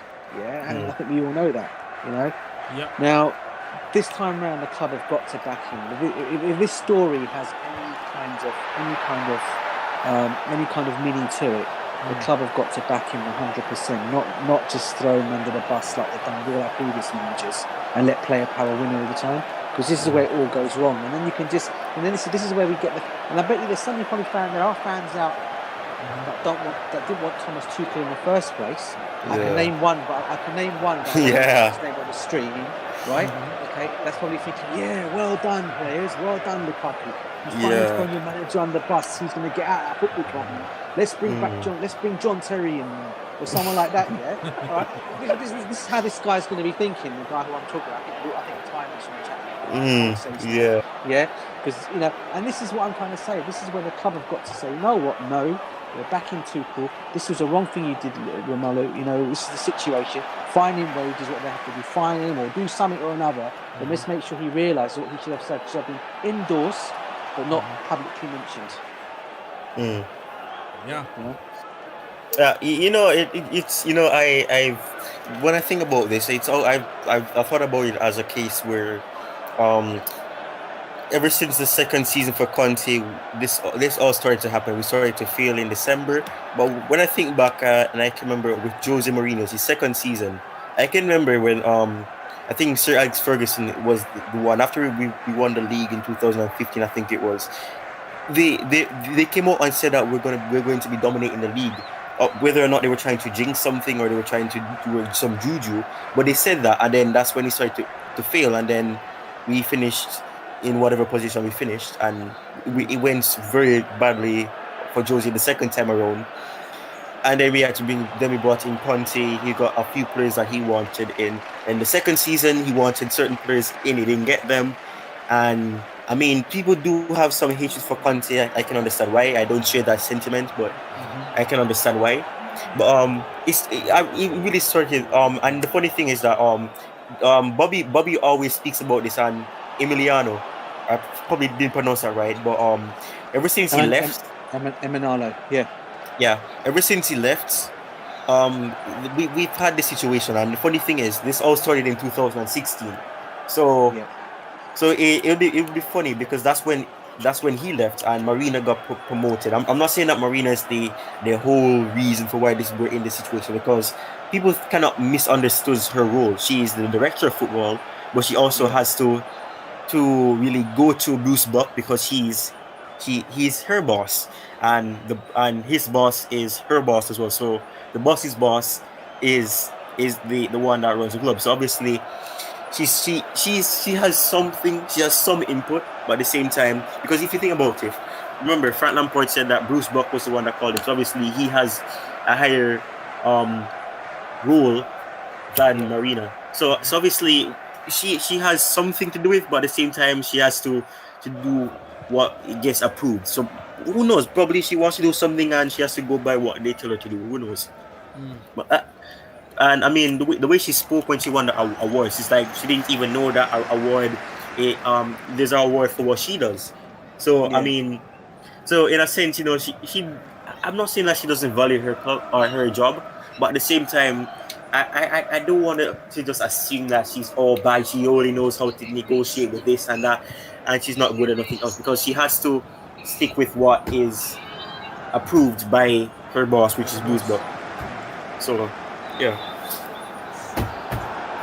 No, and again, everything you just said, Tice, again, bro, is spot on what you just said, Benny. And I think also the other thing also is we always point the finger at, I'm for one who does it, because I sometimes do blame some of the stuff that is done at Chelsea Football Club is down to our board, because obviously they're the ones that go and get these signings in. Roman Abramovic obviously has the final say when these signings are being signed up. He has the final say. So whatever ever happens, he has the final say on these players. Now, what I will then also question is our coaching staff, the people that go into the scouts, our scouts team. I mean, this guy, McLaughlin, whatever his name is, right? I mean, when he comes out and says, I scouted Saunagas for 2 years, mate, what were you scouting? The guy had an injury 2 years ago and you're scouting him for 2 years. Surely then you're probably thinking to yourself, yeah? Do you know what I mean? The guy's injury prone. Atletico Madrid are not going to just get rid of a player. Oh, 2-0. Wow. 2-0. 2-0. Man United are 2-0 up. Wow. I jinxed it. Oh. Who scored it this time?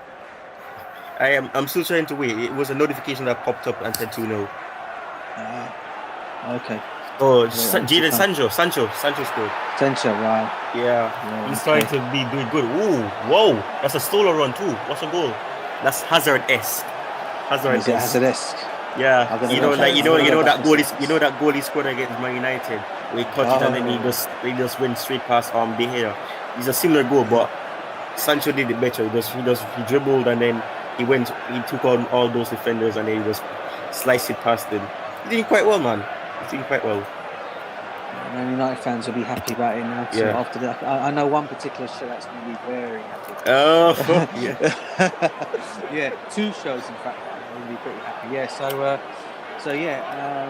but going back to what I was saying, so you've gone and scouted an injured player for 2 years. I mean, come on, man. That time, right? When you were scouting him. He was scouting his MRIs and everything. Yeah, I've done my scouting, guys, and I've come across a player who's Gas. He's just come out of the injury hospital, but he'll be free. He'll be available because I've let go and get rid of him. Mm-hmm. Yeah, so we can take him now. Come and bring him on loan. For flip's sake, how much you've gone and spent on a loan move for this guy? Yeah, I mean some of that loan move could probably be put towards Rudiger's wages. If you're looking at a contract situation, exactly. Could have been put towards Rudiger's wages rather than giving it to this guy? I mean, the option was there. I'm sorry, Augs. I'm sorry I keep going on about him, bro. Oh, just go on, man. Go on. Yeah, I love it. We're on the same ship. Chouameni, bro. You got to admit though, Augs. Chouameni was available last season. I don't know if you ever saw that show Matisse done. I think Monster mentioned it when he came on here. He spoke to Julien Laurent, and he actually said, if Chelsea want to get him now. Get him now. They can get him now. He's available now. And what do we go and do? We end up going and bringing the loan move in of Sound Gas. Well, this guy was ready to sign for us, and then apparently he decided last minute, I think best bet for me is, I better stay at Monaco for one more season and learn my trade. I bet you if we brought him in under Thomas Tuchel, listen, he's got, if you think about it, he comes in, he's got Kante, one of the best players in that position in the world he can learn from, But I've taught him, and he's, and then you've got Jorginho there, you've got Cover there. 3 players that he could have learnt from there, right? Yeah. And what do we end up going and doing? Bringing Mr. Salnigas. Nothing against him. I have to say, he's improved his 2 games that he's been in, right? He's improved the last 2 games I've seen him play. But look, man, I must keep saying, Atletico are not a stupid football club, mate. They won't let a player go, and a player of his calibre especially, unless there's something up with it. And we all know why. Yeah. And we've seen it now. Yeah. I mean, in all fairness, ever since that injury he had, and then he never, when he returned, he was never confident enough. You could see exactly. And I mean, obviously, and Burton ballers would always say it. The fact that they were just so willing to let him go is spot on, bro. Spot on. Yeah, Ronaldo just missed another chance as well. Yeah, Ronaldo is so pissed, man. He's so pissed. He's like, come on, man. If I was at Juventus, that would have been a goal. No, that's literally what he looked like. It was a deflection, though. It was a deflection. So they got a corner. Look show. No. Nothing there, man. Nothing. Harry Maguire, Lord, man. Big head, but the big head. Yeah, slab head. I'll throw this one at you guys, right? So I'll throw this one at you guys as well, This is the worrying thing for me, right? Mm-hmm. Should this whole thing fall on Tuchel's face, right? It blows up in his face. And Chelsea do what they always do, with a stupid decision and letting him go. Tell me, where do you think Thomas Tuchel is going to end up? I can tell you right now. Man United. I don't know. Spot on. I reckon he'll end up there. And do you know why he'll end up there? Because Rangnick, he's worked under. He apparently he's learnt Rangnick. Rangnick was apparently his guru. He learnt from. Yeah. Bring him in. He'll go straight to the board. Bring him in. This guy's going to win you things, man. And I'll tell you what. Once he comes into that United, if he was to go manage United, you're going to have blame City him. with Pep. Yeah. You're going to have Liverpool with Klopp, and then you're going to have United with Tuchel. If that was to happen, and then Chelsea with Avram Graham. Yeah. No, we're gonna have Chelsea. No, not Chelsea with Avram Graham. We're gonna have Chelsea. What's his name? Shevchenko. Yeah. Oh God. He's a very good friend of Roman. Yeah. He's a Ukrainian. Yeah, very good. Or even no. I hope not, man. I'm just saying. I know it's not going to happen. I'm just saying it's going to happen. But I'm just saying. If it ever happens, man, I'm going to attack you. No, bruv. You know what it is. You know what it is, Ty, mate. It's just the way my football. It's just the way I see the way our football club works. Yeah, and I understand. We have something good. I'm gonna bring my bag. Going, right? Always We have good. a good thing in. We have a good thing going. And look, Chelsea have been doing this for years, Ty. I mean, I've been following them since the 80s. Ken Bates used to hire and fire managers like nobody's business. Yeah, you know, and Roman Abramovic is following suit. It's the same. It's been like this at Chelsea Football Club for years, bro. It really has been. And this is can you imagine under Ken Bates we were not winning things as we were winning things, but not as much as we're winning things now. And he was getting rid of managers then. You know, can you imagine now this guy? We're winning. The managers that are coming into the football club and being successful, how owners getting rid of them? And you know, it just seems to be a Chelsea thing. I always like to think, I hope to go will be a stable club one day, and we can stick to a manager, a project. Yeah, give him Tom, and we got the right manager. We got the right manager there. This is the thing. We got the right manager there. And if you want to bring in a John Terry years down the line, get him to come into the coaching team and learn from Thomas Tuchel. Do you get me? I'm sure he'll be happy to show him the ropes. No, near the time. You know. Yeah. And that's the thing because I think I don't remember, he was a coach for I think it was under 21 or something like that. He always makes reference, and I don't know if you noticed, but every other team for Chelsea, they're using the same formation. The women are using a back three. The youth are using the back three. So it's like they always make reference of him as well. So even if he's coming as a coach for the academy and to help those defensive academy players, it's gonna be a case where he's gonna still be able to go to training and see what's going on there, like Ashley Cole does. So it will be beneficial for him. So in a sense, that's why I'm happy that John Terry is here, because he's gonna be he studies Pep Guardiola's I think there's like some booklet or something like that for him. Yeah. He goes around and things like that. So yeah, it will be benefit. And you basically said what I was saying at the beginning of the stream as well, BJ, about Tuchel is the right manager right now, and if you give him time, he can build something. Because if he's gonna come in and win you 2 European trophies in 7 months, one the Champions League in 5 months, and 2 months after that win you the Super Cup, there clearly something has to be there's something has to be good about him, because not any manager was gonna come in and do that. I'm sure people wanting a Nagelsmann, probably like the Ajax manager, Eric some people want Ten Hag. Yeah, and some people even wanted Ralph Ragnick. So in a sense, I'm pretty sure none of them would have done it. They probably would have put their focus mainly on trying to help the team go back. 3-0 Manchester United. Wow. This is ridiculous. But the thing for me is that Sancho is having the game of his life today. Yeah, man. We need a player like him, like how creative he's being and everything, man. This when I saw Ronaldo, he did a Sue thing.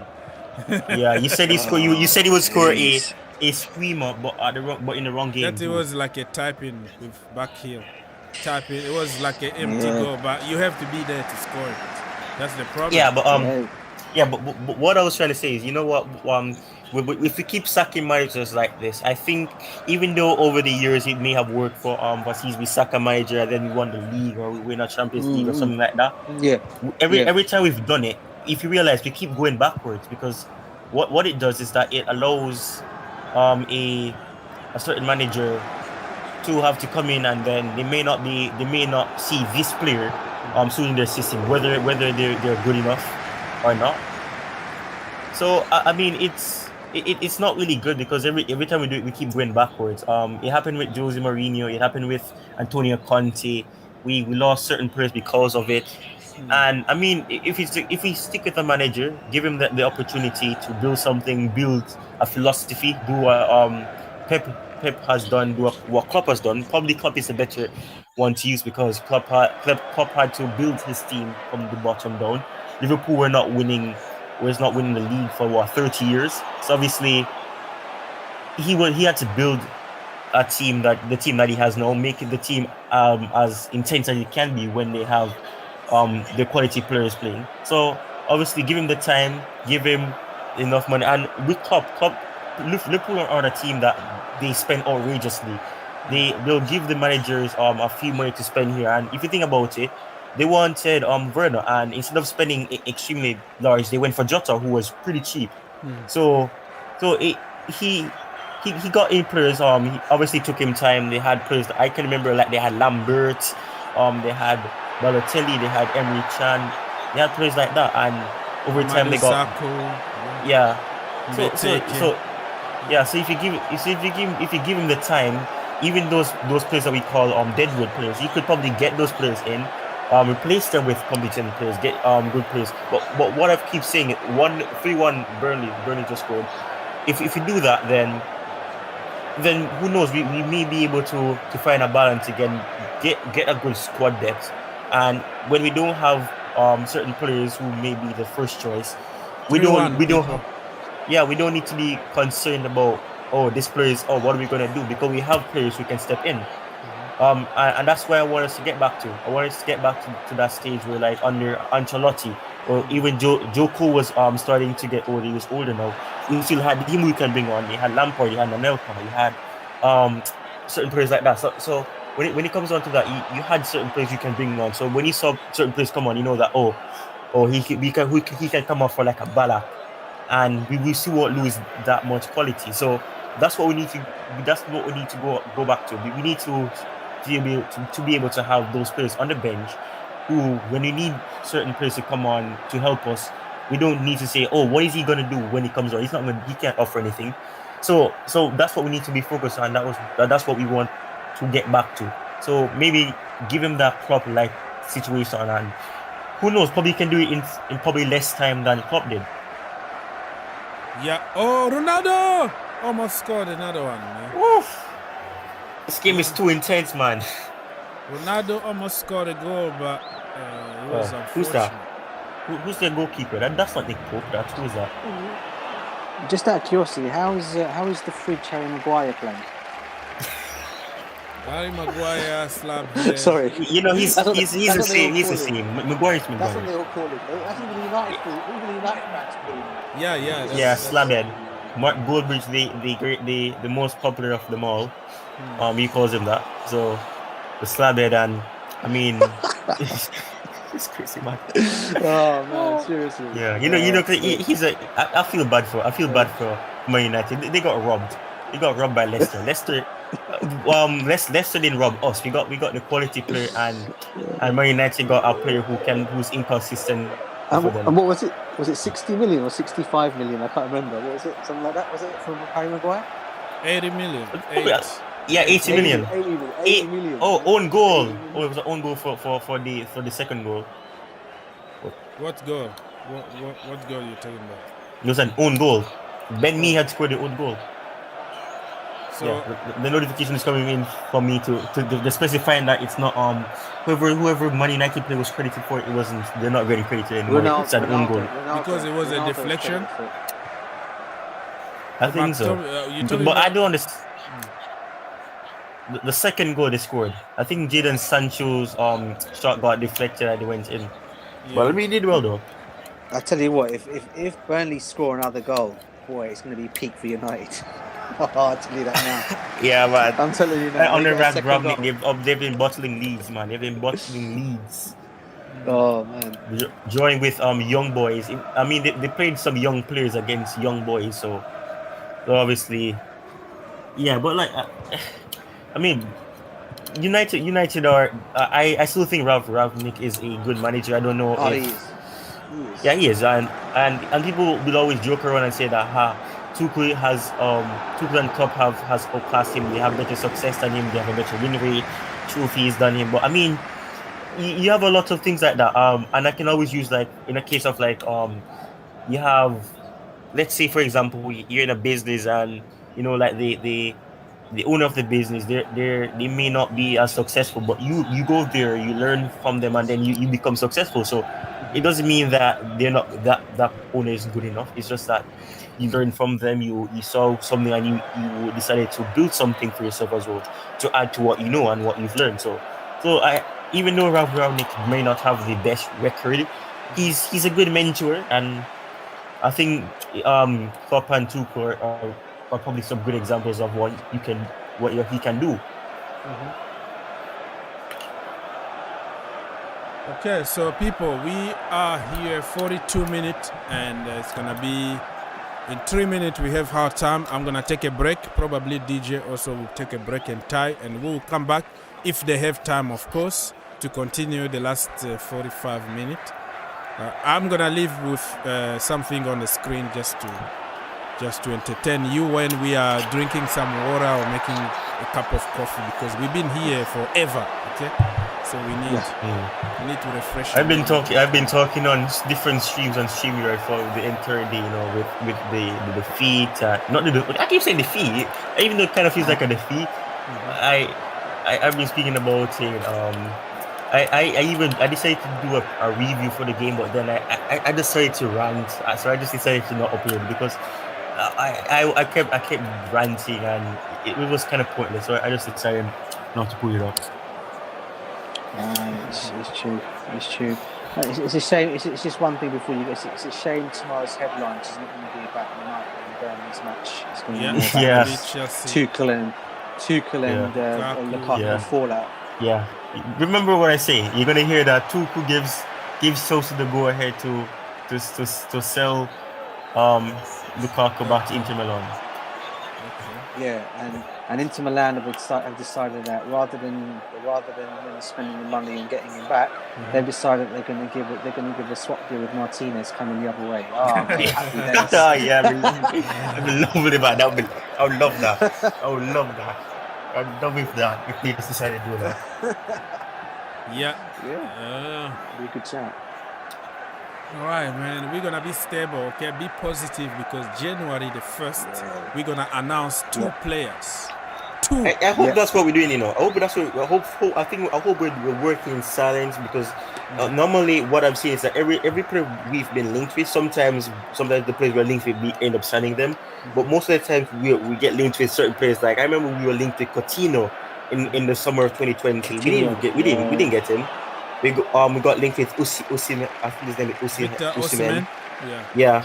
We didn't get him. For everybody under the sun. And Dries Mertens and players like that. So I hope we're working in silence. Like sometimes, like with Hakim Ziyech, no one knew we were going to sign him because we had confirmed that he's going to sign in the summer in February. So obviously that would be great if we're working in silence. And in January 1, you just see Chelsea say we're proud to announce this player on loan or something. That'd be fantastic. Yeah, that would be excellent. People, 1 minute to go. We're gonna take a break. We are tired. We need some coffees and some waters. And anybody in the stream, feel free if you feel like coming back. I understand if you feel like it's a little too much. You wanna take care of the family. It's okay. It's no hard feeling or anything. It's good, man. You've been helping me for 2 hours now. I feel for you. I feel for people. Anyways, there is the last free kick. Ronaldo? No. The place that was over the bar, was it? I think the day Ronaldo is gonna score another free kick, it's gonna be an event like at Old Trafford, like those top corners. Like I hope it's not against Chelsea. He likes like it. He has to do it. I hate it. I don't want to see another Rashford type of thing, man. Carabao Cup. You see him when he scored that goal against Caballero. I hate to see it. Yeah. What do you guys make of the link? What do you guys make of the links to Rodrigo from Real Madrid? Rodrigo from really? Yeah. That was yesterday. It was yesterday. Wow. I tweeted. I don't think this might be. I remember that. Yeah. I don't think it will come. I don't think it will happen. Yeah. This has been talk. Yeah. You may hear that Reece James is going to be in a swap deal for him, like you heard with Eden Hazard, man. Chicken Reece. I mean, I tell you what. That's such honestly. I mean, whoever made up that story of Reece James and Eden Hazard, honestly, mate. And Roman. They're probably making a lot of recognition too. Because as much as Roman may want Eden Hazard, I think he said on that. What the hell was that Greenwood? I think it was on the Independent, or something, whether he did say it or not, or someone spoke on his behalf. Basically, come out and said, as much as he wants Eden Hazard, Reece James is going nowhere. So I go by that. Yeah, I had mentioned it, but when Monster was on one of the streams, he said that he doesn't really think that Roman really came out and said that. But I saw it because I keep trying to follow up with every Chelsea reliable news thing on Twitter. I like Chelsea FC news, Absolute Chelsea, and accounts like that. And I saw when they said the article about him. So okay, yeah, half time, people. We're gonna take a break and come back. Okay. All right, guys. See you. Peace out, people. Ty, I'm gonna take you out because sometimes I can't really mute you, and everybody will be listening to everything going on in the background. So it's better to take you out and put you back in when I come back. Anyways, people, it's a break. We've been here very, very long time, more than 2 hours. I'm gonna take a break to make a cup of coffee, come back, but feel free to call us, okay? Leave your comment, tell us everything, what you think about Lukaku, and who are we going to sign in January, and all the good stuff, right?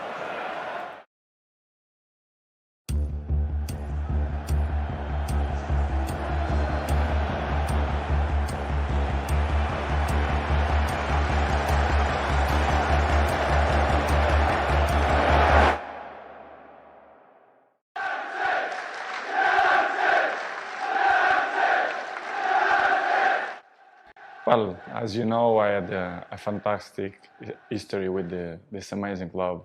I was there with 18 years old, and of course, I'm so happy to be back home after 12 years. So I'm really glad, and I'm looking forward to start my first game.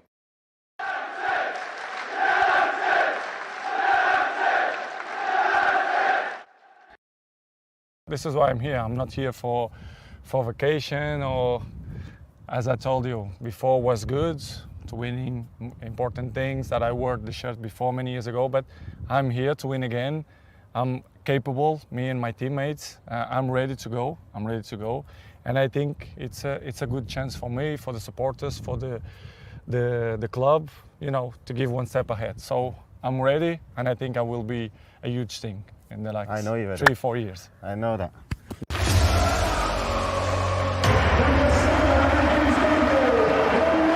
He's a guy who's been consistent for the last 10 years, I suppose, and he's an example for all the young players coming up. He has unbelievable quality, and it's difficult to stop him, and he showed today. I think Cristiano, he doesn't need to prove anything else. What he's done over the last 10-15 years, I think he showed to everyone that he's one of the best players ever. He doesn't need to prove himself anymore.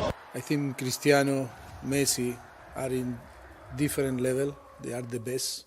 So let's see what happens with Cristiano, because he's such a legend of this club. Here there's Ronaldo. Defender's nightmare. Cristiano Ronaldo! He's out of this world! I'm glad to play here in Manchester. I'm a happy man and lucky man too. As you mentioned before, the age is, for me, it's a number. Well, as you know, I had a fantastic history with this amazing club. I was there with 18 years old, and of course, I'm so happy to be back home after 12 years. So I'm really glad, and I'm looking forward to start my first game. I know that I'm example. I know 100% in the pitch and outside the pitch. So I'm always smile. I'm happy, man. I'm blessed that I play in a fantastic club. I have a fantastic family. I have 4 kids. I'm healthy. I have everything. So the rest doesn't interfere on me. The football every year is a challenge. Important, it's the collective awards, as I mentioned before, because if you win the collective awards, you had more chance to win individual awards. So I think this is where we are. This is where I am. The Golden Ball, for me, is in a second place. 700, I'm not thinking more about than that number. I want the next numbers. I want to help the team, first of all, which is the most important. with my exhibitions, with my assistance, with my goals. I just want to be in a pitch, help the team to win trophies, which is the most important. Individual awards for me, it's not the main reason. Of course, it's good, and of course I'm proud to score 700 goals, you know, to win individual awards. So I'm glad, so happy to play here in this fantastic club, and everyone helped me, and of course I enjoy the moment. Here goes Ronaldo. Defender's nightmare. Cristiano Ronaldo! He's out of this world!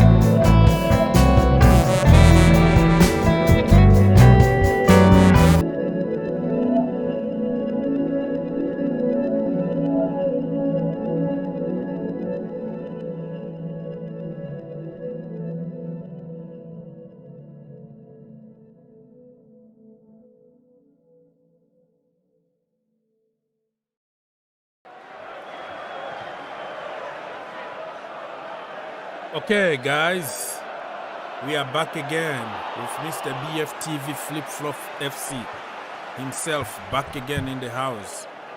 Herbert was here early on. Probably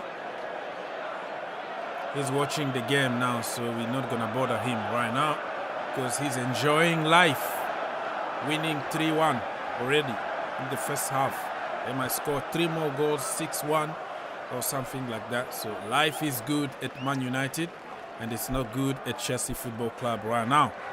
We are falling apart, people. We are falling apart. What happened to us? What the hell happened to us? So, Ty, you are back again if you want, and when you feel ready, okay? No, don't rush, don't do anything, but just to let you know that you are on, just in case you're talking to your lovely somebody at the back, so we can hear everything. I just wanted to say that so you don't, we don't catch you out of position. All right. Okay. Well, I have a question though. Were you watching the thing, or were you showing it, the Lukaku thing? Because I think I heard you talking about his first exclusive interview. That's only like what it was. Say it again. I don't understand what you mean by that. Were you watching the Lukaku interview, the first interview that he did when he came? Mm-hmm. It's only like that was what it was. The first interview. Yeah. So with Chelsea. Yeah, what do you mean by that? I just can't get it. What you're trying to say?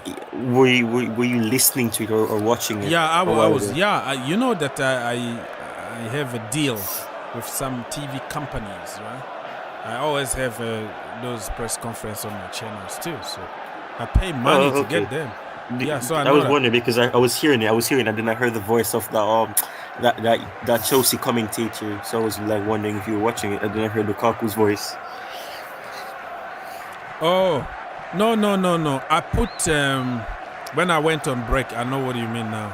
I went on the break, I put some kind of compilation video about Ronaldo press conferences and other people talking about Ronaldo, and then I put some Man United training session just when I'm on break. I don't want to be like boring. I have to leave people with something. So I made that compilation. So Lukaku was part of that compilation talking about... so that's who mentioned about I think it was DJ. He was talking about it.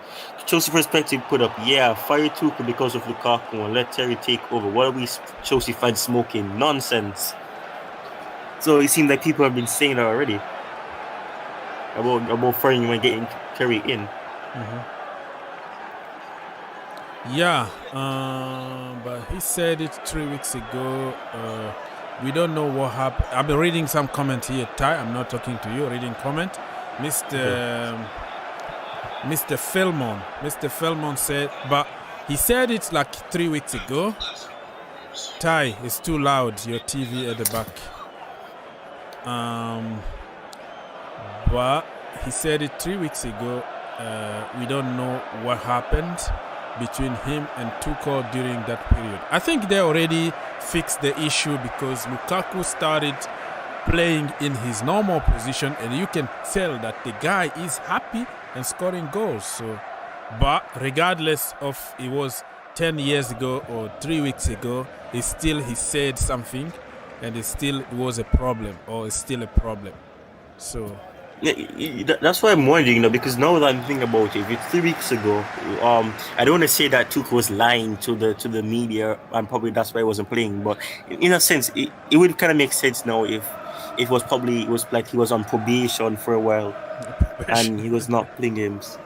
I don't know. Well, he got the virus. Everybody knows. Yeah, and I'm not lying about that because he came out and said that he had it. I mean, like when he was back, he was saying he's not match fit and things like that. That's what I mean. That's good. I didn't play him. When he returned, he didn't play him at all, even though he said he was fit to even come on. So I was wondering if it was then, but I don't know. It's just assuming. It was there. You're right. You remind me something because. If you look at the interview after the Villa game, Lukaku said, I'm ready to play, but it's the manager's choice. So it tells you that something was there. He was, fit, ready to play, but the manager kind of was like, okay, stay there. So, he already served his probation period. I think they found out a common ground, how to play him. He's playing good now, and everybody is okay. But reports are coming out now, so. Yeah. Okay, people, second half already started. 3-1, still 51 minutes in my location. Man United 3, Burnley 1. Jadon Sancho's goal apparently was given to somebody like an own goal or something. Cristiano Ronaldo scored and McTominay, right? McTominay scored the first goal. But we are here to talk football, not to comment exactly what's going on the screen. We're here to listen from you, to read your comment. The link is there, free for everybody to call and have your voice about football. Arsenal, Chelsea, Tottenham, Premier League, the French League, Ronaldo, Messi, everything. So yeah, we're just having time. We're talking about. We're having good time together here. You watching your game, I'm watching my game, and then we're talking football. Okay, so that's the way it is. I don't know. It seems like people are watching the streams because everything that we mentioned earlier, people are talking about it right now. People are talking about with Tammy Abraham and how he was mistreated by the fans when he was scoring goals, and somebody saying they're making it seem like tapping goals are easy to score, because if that was the case, everybody would be scoring them, and you would have no striker who's not in form. So it's not like it's easy. And I mean, the narrative that Tammy Abraham only scored tappings is false, because I can remember the first season he was scoring headers, he was scoring goals from outside the box, beating them, and when he scored a hat-trick, I mean, it wasn't only tappings, but he would never get the respect. And I mean, I always appreciated Tammy. I was always 50-50 when he came on to if he was to let him go or not. If it was a case where he wanted to leave, then goodbye to him. But I mean, I'm happy that he's doing good right now in Italy, scoring goals. He seems confident. He seems like he's confident in the way he's playing, and I think that's partially down to Jose, who is obviously commending him and pushing him. Yeah, Tammy, I'm happy that he's happy. We move on. Let's now use Lukaku. Lukaku need to score against Liverpool anyways, because you put us through this, you better score a couple goals against Liverpool. You need to score, man, because Liverpool, man, coming the right he should score. He should score a hat-trick, because it was 3 weeks ago, so 3 goals for doing that. 3 weeks ago, 3 goals. Good. Yeah. Yeah, Liverpool, man. I don't wanna even think about it. I don't wanna think about that goal. That goal. Why I always mention goals here, because we don't score many goals. Right? So I don't wanna even think about that game. But you have to think about it, because that is going to be one of the most difficult games of the season at the Bridge. Anthony Taylor, the referee. Ben Chilwell missing. That means 50% of our chances and our goals. Him and Reece James, that is just like 50%, right? They've been scoring. And then you have Marcos Alonso. God, Lord, really, you have to start praying. Start praying, because I missed David Luiz. Marcos Alonso and against the Sadio Mane or Mo Salah, it's gonna be something. Unless if we can protect him with Kante breaking down the play, with Rudiger defending everybody. But when we do that, and then we lack in other areas, we can't push because we have to protect somebody. And when you have Jorginho also, who is good at what he does, but let's just be honest here, Jorginho, sometimes the lack of physicality and the lack of urgency in the game can put us in a lot of trouble. So it's just so unbalanced team that we're gonna have against Liverpool.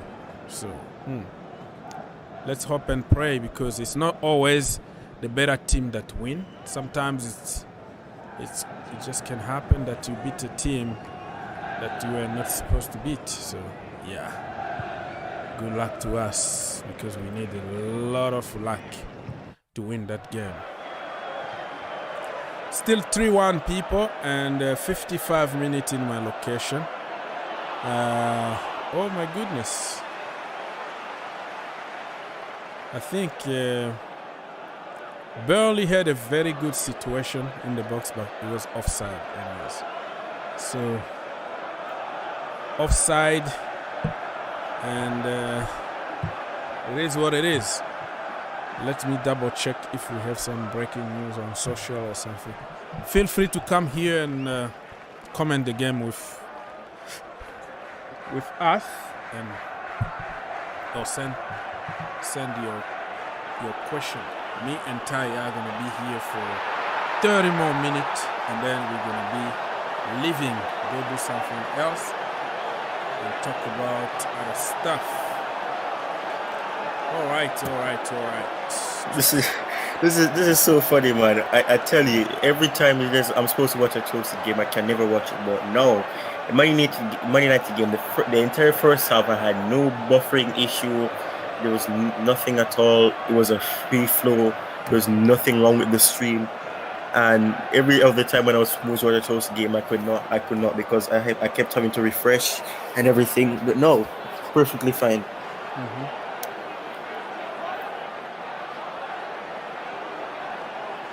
Yeah, that's the way it is.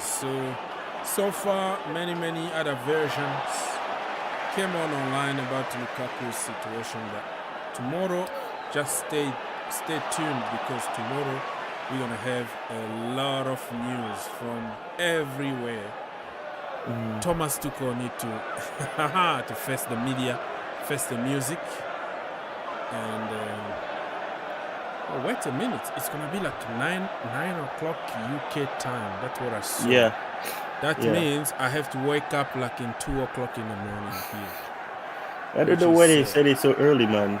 It's so weird. Which is really sad. 3 o'clock, this is the sacrifice that you have to do in the community. People, give me a like, man. Just 1 second. 1 second. Give me a like to help the channel promoted by YouTube. Fabrizio Romano post a translation. The translation is wrong. Also, considering the interview questions and everything, you will notice it's not bad. It's not bad the way Fabrizio has posted it. Okay, so translation. Go on. I mean, either way, even if it's taken out of context, you don't throw your club and the manager under the bus, because whether or not he did say something about the manager has his system, and I think I'm fit and he doesn't think so, and things like that. Obviously, he's throwing his manager under the bus. So whether or not it's taken out of context, what he said is still not right, and you can't justify that he said something. It's out of context, perhaps, but he did throw the club and the manager under the bus. And plus, I can remember you have players like Aspi, who when he's benched, you don't see him complain and say, you know what, I want to be playing more games. You see that he wants to play more games, but it's a team effort.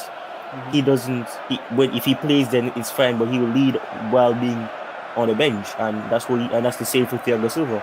So I mean, it's things like that. And Kai Havertz was playing as a DM when we know he's an AM on a Lampard. You'd never hear him say that, oh, I'm struggling and it's because of Lampard. Yeah. And I'm not a DM. I'm a 8 or a 9. Yeah, even the team of Werner, when Lampard left and he was like, oh, I'm not playing a winger anymore. I play like a left number 10 and blah, blah, blah, blah. You know, it's always when the manager leaves or something, he interview that they can tell the truth, but it's not. Yeah, they have to stay calm and professional, even if they are not happy about what is happening.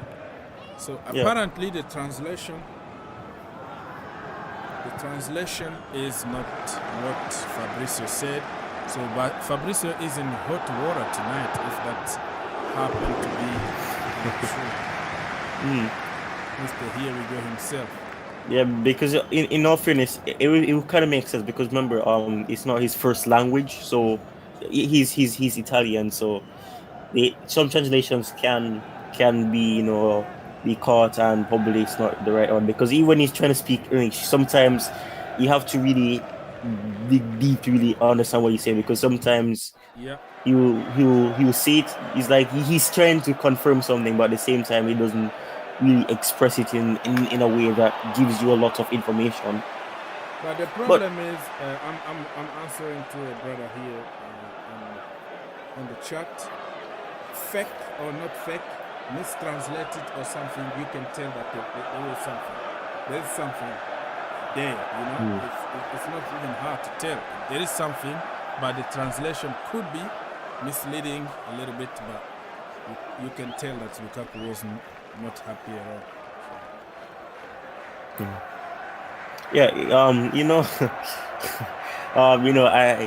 I with all what's happening with Chelsea right now, with the mentality of the players coming into play now, I cannot forget that Everton that post-match interview that Lampard had when he said that as a team we're not there yet to compete in the league. And I always remember when we won the Champions League, people were like, "Oh, what do you think now, Lampard? Are we not?" But if you listen to what he said the league. Anybody can win the Champions League. I've always competition. Yeah, it's complicated to win it. You have to work together as a team, but at the same time, it's easier to win it than to win the league because there's less games, and it's a one-off game in the final. Anything can happen in a one-off game because sometimes you see some teams lose to a team in the Premier League and they'll win them the next time. So it's very different. So I mean, when he said that, I agree with him because he's not the only manager who's complaining about mentality and the players not seeming to be motivated. Because if you can remember, Thomas Tuchel tried so many things to try to motivate the team, bringing in basketball and everything. He tried multiple things to motivate them. So I mean, it's not something new. Conte spoke about it. Yeah, sorry who mentioned it as well. Lampard mentioned it as well, and Tuchel spoke about it as well. So it's not something new, and he's not the only person who spoke about it. But because people had something against Lampard and Lampard wasn't good enough and things like that. You can't say anything good. It's always but I mean, whether or not he had the tactics all sorted out and everything and figured out. He was a former player of the club. He knew what it was about winning and having that mentality of being ruthless. So when he was speaking, you have to understand that he has a point in a sense because he knows that if you're gonna be scoring one goal and just sitting back and relaxing and just hoping that maybe that one goal is enough, that means something's wrong. You don't have that mentality. You don't have that ruthlessness. You don't have that clear instinct because you should be going for more. Try to score 6, 7. Try to score as much goals as you can. Try to score a hat trick. Try to aim for it. And that's not something that the team has been doing. The only time we've only looked like we wanted to do that was probably against some smaller teams, like where we normally like in the cup where we'd win like a 6-0 or a 7-0 or an 8-0. But other than that, we don't against teams in the Premier League in the top 6 or the top half. We don't try that. The only time we only looked like we wanted to dominate teams was on the Conte. That was the last time we ever looked like we wanted to dominate teams, where we won 4-0. I think it was 4-0 against Man United and then 3-1 against Man City. So we don't have that. We don't have that. Those players. We don't have that. The mentality to be ruthless. And the only player right now who really has that ruthlessness and understands that you need to be fierce and aggressive and don't care about the opponents, because you can be friends with some players on the opponent's team, but for the next 90 minutes or 90 plus minutes, we're not friends. We're two people who are fighting to win a game and to try to get 3 points and to stay adrift of the relegation zone. That's the point, and that's the objective of every club, to not get relegated, whether or not they may be considered a great team or not.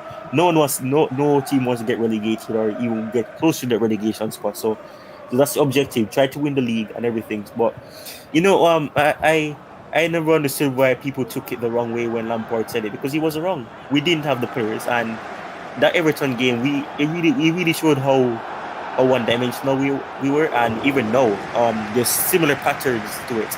I'm starting to wonder, was it Lampard entirely the reason why we're losing games? Because now we're having similar patterns. We're not finishing chances, we're missing chances, we're not creating, we're not clinical enough.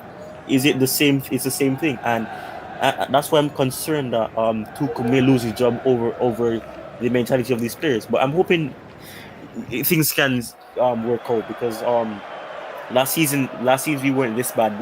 There's this stat saying that we've dropped 11 points, which was 11 points from first place, which wasn't as bad as in December. Let me report something very quickly. Bailly is out injured, and Rafael Varane is back on the field. I'm sorry for this brother, man. He always got injured, like every single game. Like he would play one game and 5 games out and all that. Bye. Yeah, get well soon. And man, it is what it is. He couldn't continue. Okay, let me read some comment from Naisa here. Say that I understand this is something, but the way Fabrizio has put it makes it worse, and it makes it more interesting to read the report. Too bad. Okay, well, I'm gonna read the full report. That's why I didn't really comment on much on this situation. I'm just giving people the voice. I didn't like overreact on Twitter and blaming people, pointing fingers. I'm just stating fact and trying to connect some dots because of what Lukaku said in his interview after the Aston Villa game, and what Fabrizio Romano reported kind of makes sense in some ways. But I didn't really jump and start getting on people, making conclusions. That's what I do here. Is I listen to people, I give people the voice and we discuss. Nobody knows the truth. Tomorrow we're gonna hear a little bit more from the boss himself early in the morning. I don't know if I'm gonna be able to make it, because it's gonna be like freaking 3 o'clock in America, man. 3 o'clock in the morning press conference. I feel bad for people in that time zone, man. It's difficult because it's gonna be 4 a.m. for some people, 1 a.m. for some people. It's probably gonna be night for some people as well. So it's gonna be difficult. I don't know why they moved it to so early. But that's why I have to be there, because that is one of the most important press conferences now. Because the last day of the year, the drama that we have, transfer windows, we are linked with everybody under the sun. That press conference, I have to watch it live. I have to be there, because that's the end. It's like those TV shows where people they really want to sleep, but the show is so interesting and they just don't want to miss anything. So I'm gonna have to try my best, man. Put my alarm, put probably 5 alarms around me to just like, hey, wake up now. Kind of. But it is what it is. We're gonna know a little bit more about it, missing translation or not. There is a problem, and Lukaku was benched, not because he was injured or not fit, but there was something there. And we saw when he came back, he started playing in a different way. So that doesn't seem like it's some magic, something happened. There was some discussion. Whether it was aggressive or whether it's an aggressive, like, you're not playing me right. I need to be free. I need to be able to be a part of the build-up and things like that. Something changed. Whether or not it is what it is. So that is why I don't think that in some cases where he said he's not fit to start, I kind of question, because it reminds me of what he did with Tammy Abraham as well. It obviously wasn't as that bad. It's not like he's leaving Lukaku at home. Lukaku at home. Say that we can only bring certain amount of players, so some players cannot make it into the squad whether or not they're fit. It's not like that, but like it's similar to that situation. All right, people. So we're still here for 20 more minutes. If you have a question, you can ask. You wanna come talk to us? The link is there on top of the chat. And please help your brother out. Just like 1 second of your life. I've been here for 3 hours for the community. And if you can appreciate my work by giving me just 1 like, I would much appreciate it. But only if you want to. It's not an obligation. Woo! Ooh, who's that? Burnley, the goalkeeper. That was excellent. Even though Cavani was offside, I think that was a brilliant save. Yeah, let's go. He wasn't offside. He was onside. I don't know. Depend on the angle. He was on. Yeah, he was true. offside. Oh, Depend on okay. the offside, but he missed the. Hit the goal. Hit in the face. Yeah, it was just in the face. Mendy-esque, man. Mendy-esque. Sacrificing your body. Okay, we have a question here from Lusala. Now, how would Chelsea regroup? How we regroup? Where we go from here? That is his question. Ty, where we go from here? How we regroup and go again? I honestly don't know. We're gonna have to find some way to motivate the team again. I don't know what it's gonna be, but motivation is gonna be key because obviously there's something wrong with the players. They're not gonna feel happy about the fact that they're in poor form, and they obviously have players who come out and say we want to win the Premier League. We're aiming for it. We're aiming to have a Premier League winning medal at the end of the season. So obviously they're not going to feel happy about it. And I never feel good when players come out and be that cocky. It's good to be like that, but sometimes whenever it happens, right after that something happens because they become complacent. They think that we've made it, so we can just take off. We can take the gas. We can take the foot off the gas a little bit and relax, and that's something right now. We've become complacent, and I don't know. We're gonna have to find something to get back that rootless mentality back into the players. I don't know how, but we're gonna have to find some way to motivate them.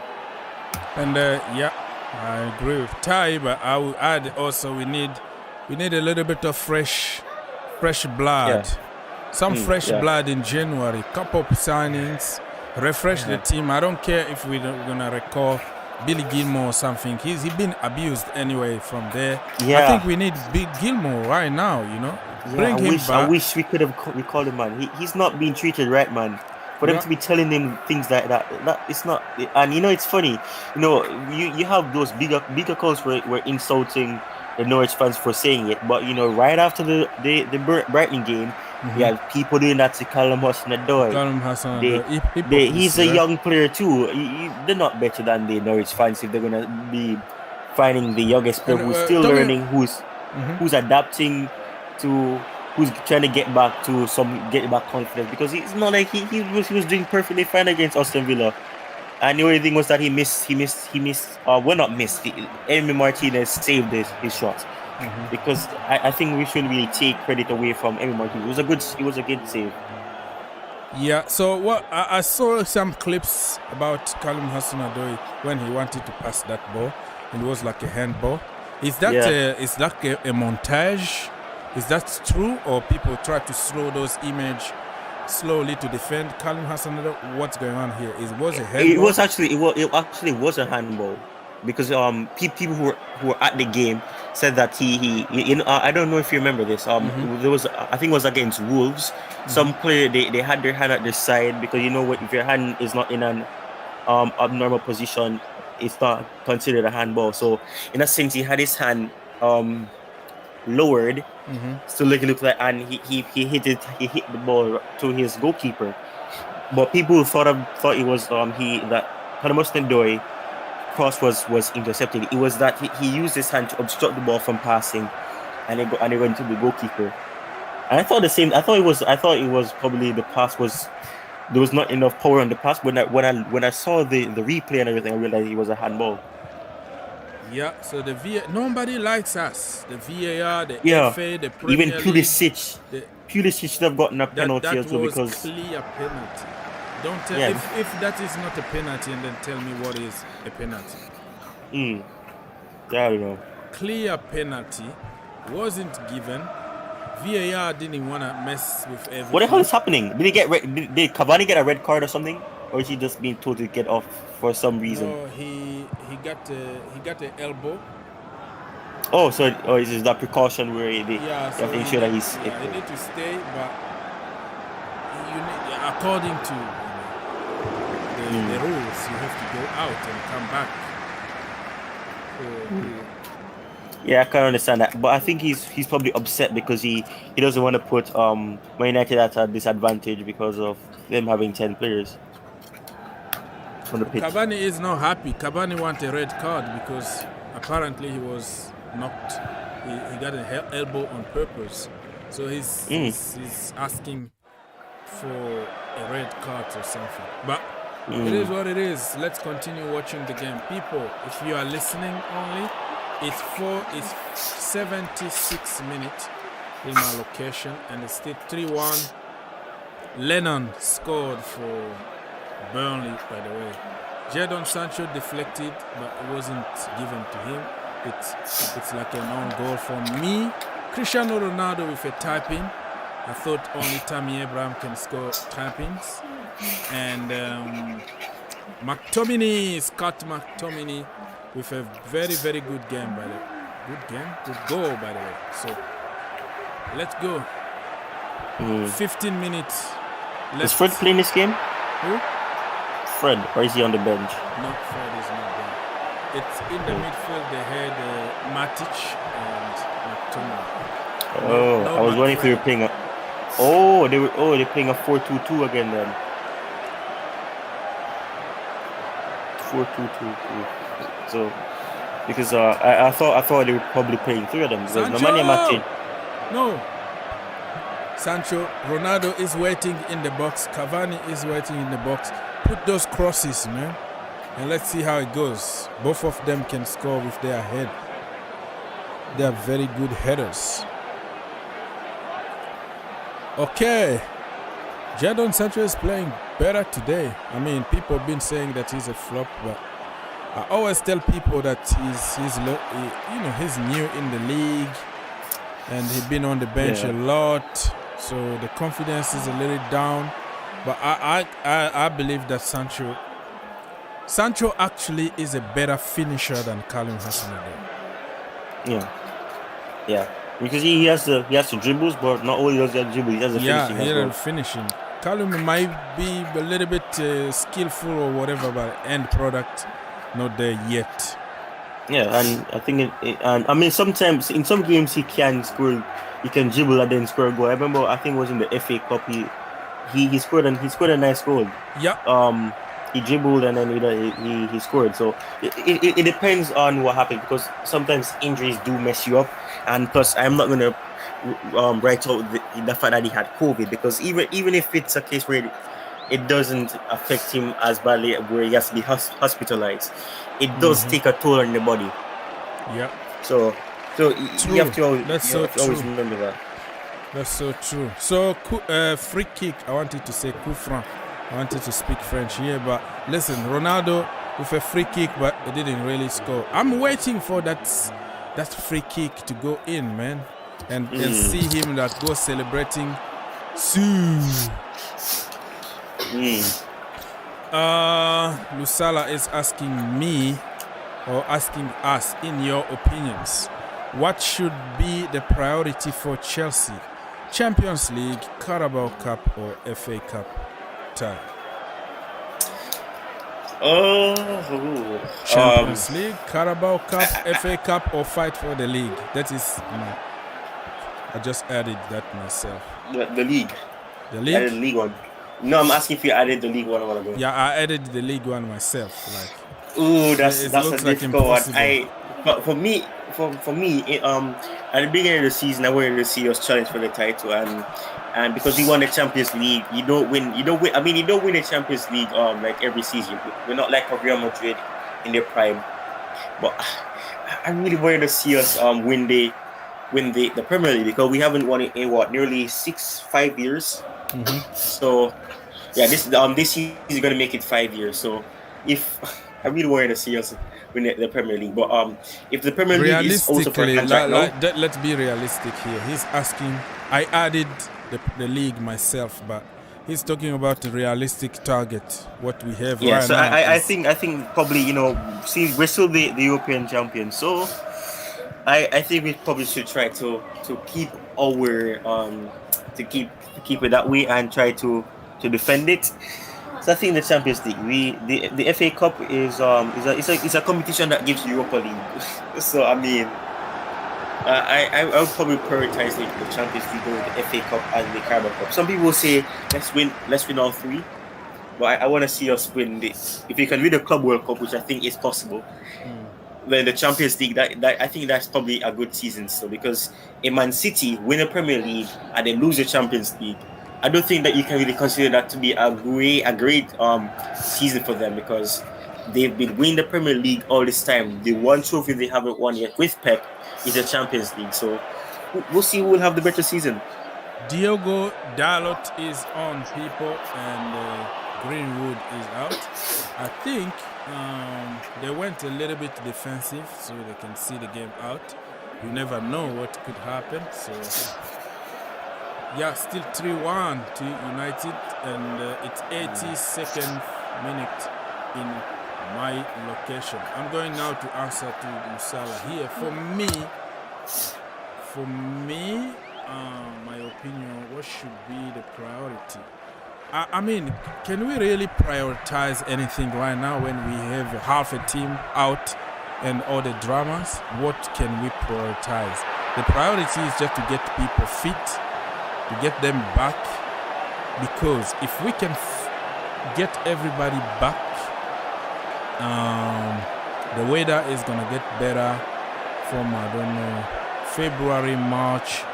We're gonna get better, okay, as we go with the season. So for now, really, I don't have any priority besides get some players in January, probably get everybody fit and ready, and fight for top 4. If we get a cup here and there, is a bonus. But right now we have to build. We have to just build the team, build the team, get everybody fit, and let's see how it goes. Okay. And I'm not gonna say let's prioritize the FA Cup and then you go there and Rashford, they are not there. I'm just giving an example here. They're still in the FA Cup, right? So those. Yeah, he hasn't started yet, to be fair. So if you prioritize, for example, the Carabao Cup, and then you got a sucker punch, top corner from whatever, we're gonna play against Antonio Conte. You never know, and you put all your effort on, Carabao Cup. What the point? And you got eliminated. So for me, just let go, game by game, get everybody fit, and then what's gonna happen. Okay, let's go for it. Every competition the same, but we can't miss out on top 4 because that is very important for next season. Yeah, that is true. I have a question though. Who are we gonna get? Who are we gonna get in? Who can we get in January? Obviously, a left wing back or a left back is important, and he has to be someone who is good enough, because, like Monster was making the point on that stream, it needs to be somebody who can really do good for us, and really be a challenger for Chilwell, because Chilwell is not going to just come back and be the same, because that injury is going to take him off for the rest of the season. So he's not going to be the same player. Yeah, realistically, we have to be honest here. Digne, we can get him because he's not needed or wanted by Benitez. So we can get him, but in their conditions. I know they are going to say, we want to sell him. They have to include the obligation to buy or something. So they are in the strong position now. We need him. And then if James, I don't know, tomorrow Thomas Tuchel might tell us a little bit more what the scan went or whatever, how many months or weeks he's going to be out. And then we're going to need somebody from there, because I don't think Pulisic is good enough to continue playing that position, or Callum Hudson-Odoi. As Piliqueta is odd, slowing down, he's not going to be able to play every 3 days. No, we need somebody there. I don't know, man. You were making a point on Chelsea Perspective stream yesterday about the academy. I don't want to say let's just risk it, but we have to try something new. Honestly, I just don't know. We have to try something new. We have to try and find some balance in order to help the team right now, because we're in dire need of somebody who can play there. And the only player I can think of is probably an academy player that's coming in to do something, because the only way we're going to know if they're good enough is if we play them. If we don't play them, we're not going to know how good they are. We won't know if they're able to step up. Yeah, you have to take that Billy Gilmore risk. Yeah, Billy Gilmore. Just we need some bodies. And the way Ranieri found John Terry was just by giving him a chance. Yeah. And since there he became a legend and captain. So if you don't give anybody a chance, and then what's the name of that? I don't remember. I keep forgetting his name. You may remember him if I say this part. But he's I think he's the assistant to Gareth Southgate. He had some Steve Haaland. Yeah. So he had some. He's a great mind when it comes on to he has a great mind when it comes on to systems and everything. But he's basically leading Gareth Southgate right now when it comes on to the England squad and everything. But he's also when he was at Chelsea, he was great. I think he left right after Ancelotti left. I think I may be wrong, or probably later than that. Steve led us a few times because we are sucking FC. So he was always there to take over for a few weeks or whatever, or a few months before we find somebody else. So what are you trying to suggest here? You want him back? No, I'm just saying that you need somebody who can come in and do that more. Okay, just in case, are you preparing for Thomas Tuchel to go or something? No, I'm just saying have somebody who can help with it, who can help with the coaching, help with the mentality part of it. Okay, so people, we still have 3 minutes to go here. If you have the last question to ask us, because I will just go straight after the game, because I've been here very, very long time. Wow, Wan-Bissaka is, oh my goodness. Wan-Bissaka, just when you think that he's doing good, and then boom, gave away a corner kick, just stupid. Yeah, he was doing so well in the game. That action that he gave away a corner kick, he literally dribbled past somebody and then sent the play backward to the goalkeeper, but it went out for a corner kick. He's lucky though. He's fortunate that he saved it again. It was another corner kick. No. Okay, let me read from more. What's really the reason PSG sucked? Ty, a lot of noise. People are eating or whatever. I'm just saying it. One noisy. It's one of my family members is playing with building blocks, so. Okay, I'm answering to some questions here. He said, what really was the reason PSG sacked Tuchel? Well, the reason was because I watched the whole saga from A to Z. One of the reasons was like he talked to the media and he kind of exposed the board and telling that it says a lot of politics. This is not a football club. Well, that was just the nail in the coffin. That was the last stage, the last interview that he had, and he said all the bad stuff that's happening in the club, and then he was sacked the next morning, right? But before that, it was about systems. It's about playing certain players, because at PSG you're not gonna bench somebody like Mbappe or Neymar, because they are big guys. People watch the TV just to watch them. So his hands were tied over there. He got toxic. He got very angry. He got very moody in press conferences, blaming everybody else. A little bit kind of what we see at the moment, but it's different, Here is different, but back then it was really, really toxic. So there are so much things that people wanted to blame on him. At PSG, he was changing systems like every single day, playing players out of position a lot. A lot.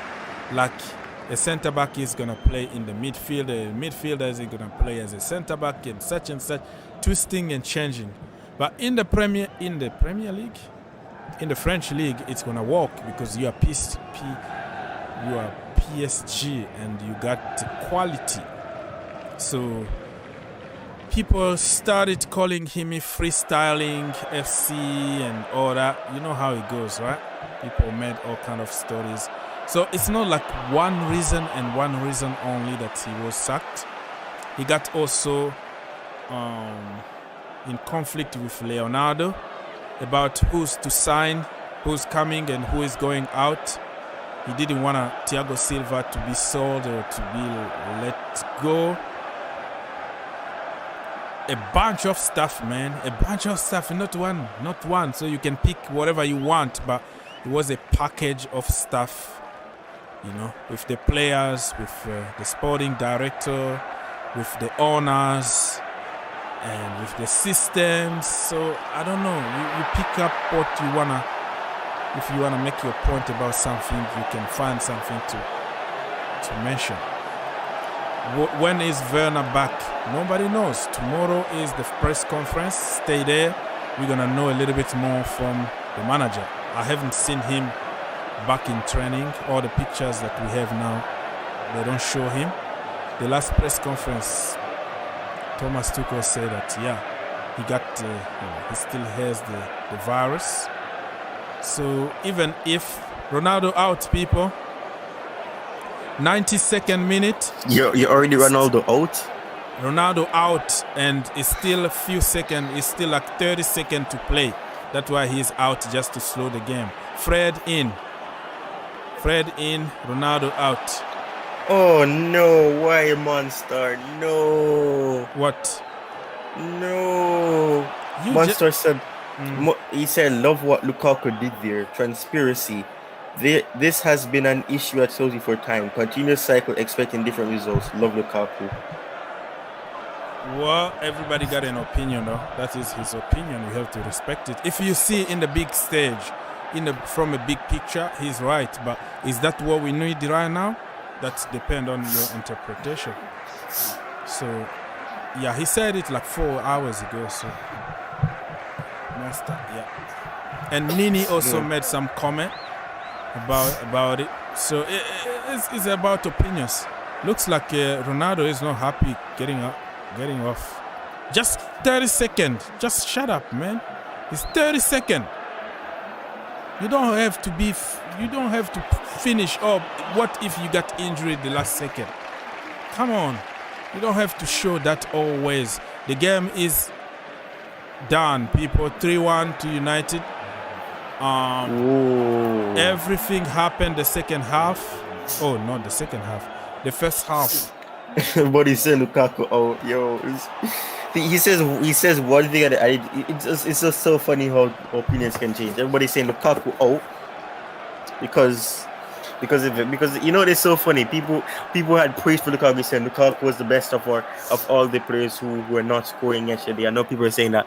It's so funny. Lukaku isn't the best right now, and this and that. I get that you're frustrated, but to just contradict what you said literally one day before about him being the only clinical person, it isn't right. You can say that he's unacceptable what he said, but so you just contradict everything you said just by saying that it's pointless.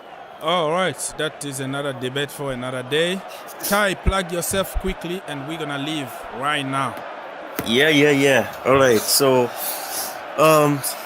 you can find me on Twitter at Ty_Talks.